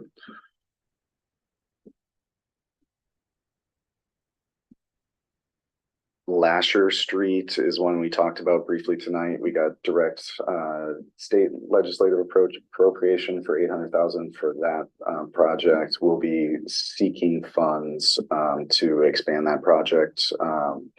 The first source of those funds would be Community Development Block Grant. This is a program that funds projects that primarily benefit low to moderate income households. And so if we're able to get that, the project would expand from a sidewalk from the Cascade Village apartment complex at the top of Lasher to Jefferson Street on the way to the elementary school, to that sidewalk plus a full rebuild of Lasher Street, adding a fire hydrant to provide fire coverage to that area because there are buildings within the complex that are beyond the fire coverage radius that we strive for. So it's a not a poster child, but that same concept of an underserved community, and it has been since it was built, and trying to address that issue. So exciting project, and we'll start doing design on that soon. Can I ask you a question on that, Lasher? That the school that goes to is Stevenson Elementary, right? I mean, that project will benefit Stevenson. What happens if I mean, there's discussion about the school closing. If it does, how does that affect, does it affect the grant in any way or It doesn't affect the current funding we have. It wouldn't affect our eligibility for one of those other sources that we might pursue this year. If it's not there next year, then yes, it would impact that. Also, it's likely to come back at some points when budgets normalize and equal out. So in my head, when I based the rationale, we asked the residents there where the children walk to school. The route they chose is also the route that they would walk to downtown or to the parks at the fairgrounds or other destinations around town. So it doesn't just rely on the school to provide a public good there.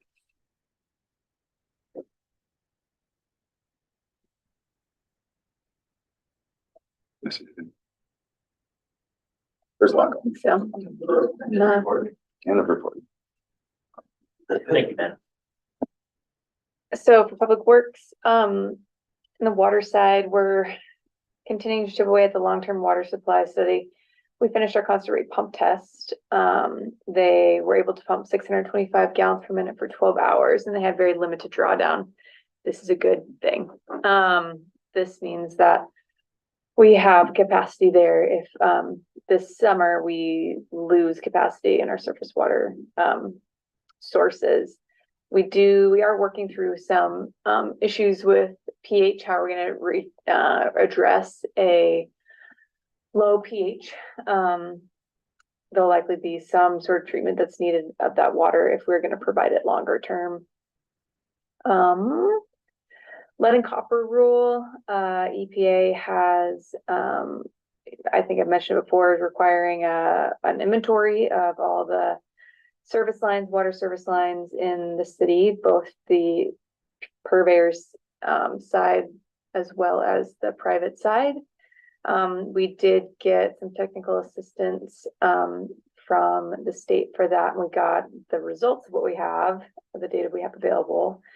So we have roughly 800 connections, 300 of which they were able to definitively say are non-lead, and 500 are unknown. So to move that effort forward, we have to identify 20% of the remaining connections, and through that we can use an analysis assumption that says if this percentage is not, then they're all not, and that would be acceptable.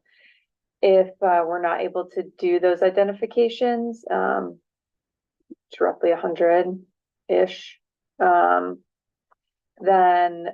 we would have to do public notification of their pipes being of unknown origin, possibly lead. And so it just becomes a bit more of an administrative burden, as well as like potential, confusion, upset of public. So we're hoping to be able to get through that. Wastewater side, our pump station project continues to advance. The Fairgrounds pump station is getting close to being done.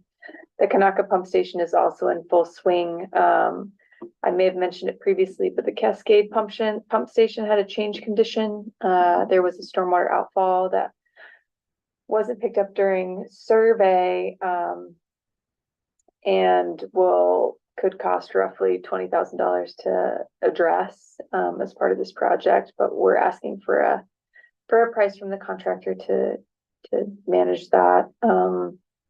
The wastewater treatment plant continues to move along as well. Currently, the lab remodel is the main work item there. One of the big reasons for doing a lab remodel was to become a certified lab, so we could have a certified lab and do our own testing in-house. Another thing working on that we do every year, every couple of years, is pipe inspection and cleaning and repairs. So that contract, I'm working on that contract as well. Stormwater, kind of, as I said, but a little bit more detail with that stormwater outfall near the Cascade pump station. It starts at Ash Alley. It picks up some of Railroad's runoff, and then it runs under the railroad and outfalls near the pump station. So in essence, the bottom is completely rotten, which means that, it's a corrugated metal pipe and, the bottom's just completely degraded. It's gone. So that will need to be TV'd so we can figure out what kind of repair we can do. Because putting a new pipe under the railroad could be challenging. Streets, wayfinding signs, you probably noticed the ones that went up came back down. We did identify an issue with the quality of painting, so they're being repainted at no cost to us. Dead, we have a couple dead and very sick larger trees on Second Street. A couple came down today. There will be a couple more that will be coming down in the coming weeks. I know that I'm looking forward to giving the east entrance to our town a little bit of a facelift. So hoping to partner with SDA on that a little bit. Did you have a thought? What's that? Did you have a thought? Oh, no, I was just agreeing with you. And I saw the work that you guys did at the East End. It's- Yeah, you're right. It's a blank canvas, ready to go. Yeah. One of the other street items, city's working with partnering with Dan Black with the driving school. He's kind of reached out and said, hey, a couple of your intersections could really use some curb painting. And so we met with him earlier this week and identified the 11th Street intersection as a place where if he's so inclined, he can do a little sprucing up there. On the equipment front, we did purchase a new fleet vehicle, and it ended up being $73,000. So we came in under budget on that. It still needs a lift gate and a plow, but that won't make it hit 100,000. 2 fleet vehicles were surplus and went to the port as an intergovernmental transfer, but they did. They paid us for them. And just we're having challenges locating the other equipment, but it is a priority. Nothing in parks. Staff, next week is Public Works Week, so it's kind of a good one. So please wear orange and encourage folks when you see them in orange next week to give them a thank you for the service they provide. Kind of lastly, things to note, I've been working with the Chindeer developer on some outstanding issues over in the newer development. They've got some groundwater management stuff they need to figure out, a number of concrete repairs. They need to do some crosswalk and parking lot striping, and they have a significant major water line issue that they need to address. So working through that as well. Fun one. End of report. No. Let's see, just a lot going on. So I mentioned earlier that I wasn't able to get the information on the agenda for retreat follow-up. And the question is, do you want it on the next agenda? Or do you want another special meeting for that? How's next agenda looking? That's really the 4 question, hours. because this one was pretty daunting. And if adding it to the next one makes it daunting, then maybe we should look at. It's not as daunting, how's that? I like that. So, okay, so far. I'll put it on the next agenda and we'll, If we need to bump that one down. Yeah, to, yeah. We can. we'll see what happens, okay. And then June 27th is when we'll talk about affordable housing, so, kind of time. What else?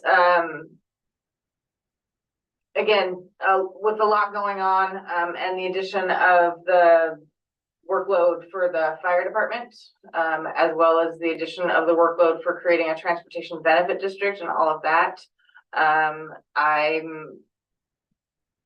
I guess, would council be opposed to reaching out to a consultant for help on that ballot measure? I guess it would depend on how much it's gonna cost. I see what you're doing. I can see the need for it, you know what I mean? Like, what is that gonna cost? Great question. I haven't looked into that yet. I know. Well, I think the other part is if the cost is prohibitive, then someone's gonna have to drop off. So Or we figure out another way to do it. just be prepared to make these decisions. Right. And again, this comes back to our conversation that we had with the fire district about them taking on the load rather than the city. And this frustrates me that we're gonna have to bring in a consultant to help out Leona to do her work because of the workload that she's taken on for the fire district. It doesn't make sense. I like that. Unless we want to hire a consultant to do the work for the fire department. Okay, so we're not discussing any. But, no, I know, yeah, so anyway, but I'll Other than figure that out. Good point. Okay, sorry. Again, bandwidth, there's only so many hours in a day. Yeah, right. There's a reason why there were agenda items added last minute. It's just when we can get to them, so. Yeah. And that's really all I got. I'm gonna, We've got vouchers. can I, Yes. Carolyn talked about the pump station projects and the wastewater project, and it sounds like amazing progress, but it really doesn't underscore the amount of work that's gone into that. Maybe just taking it as an opportunity to celebrate some of that. I know Leona's first meeting here at the city was to a room was fuller than I think any of you have seen City Hall, because the first draft of that sewer plan just came in, and the massive list of improvements that were needed and deficiencies of the plant and the system and how waste gets to the plants were all identified, and the costs were identified. And then she took over. And city councils then asked the questions of how did we get here? And we got there by inaction. We got there by letting things crumble. And it has been a massive effort to put the funding together, put the projects together, manage the consultants, manage the contractors, get things going. And it's just great to see one of the pump stations is fully upgraded, fully done now. You've got four in your system, four in your system. One is completely done. 3 are underway. Those are big ticket items, generational items. They're going to be done. Wastewater treatment plant, generational item that'll be done once that on switch comes in and we press it. Huge efforts ongoing to then report to the grant agencies that are paying for this. So the hamster wheel has just been spinning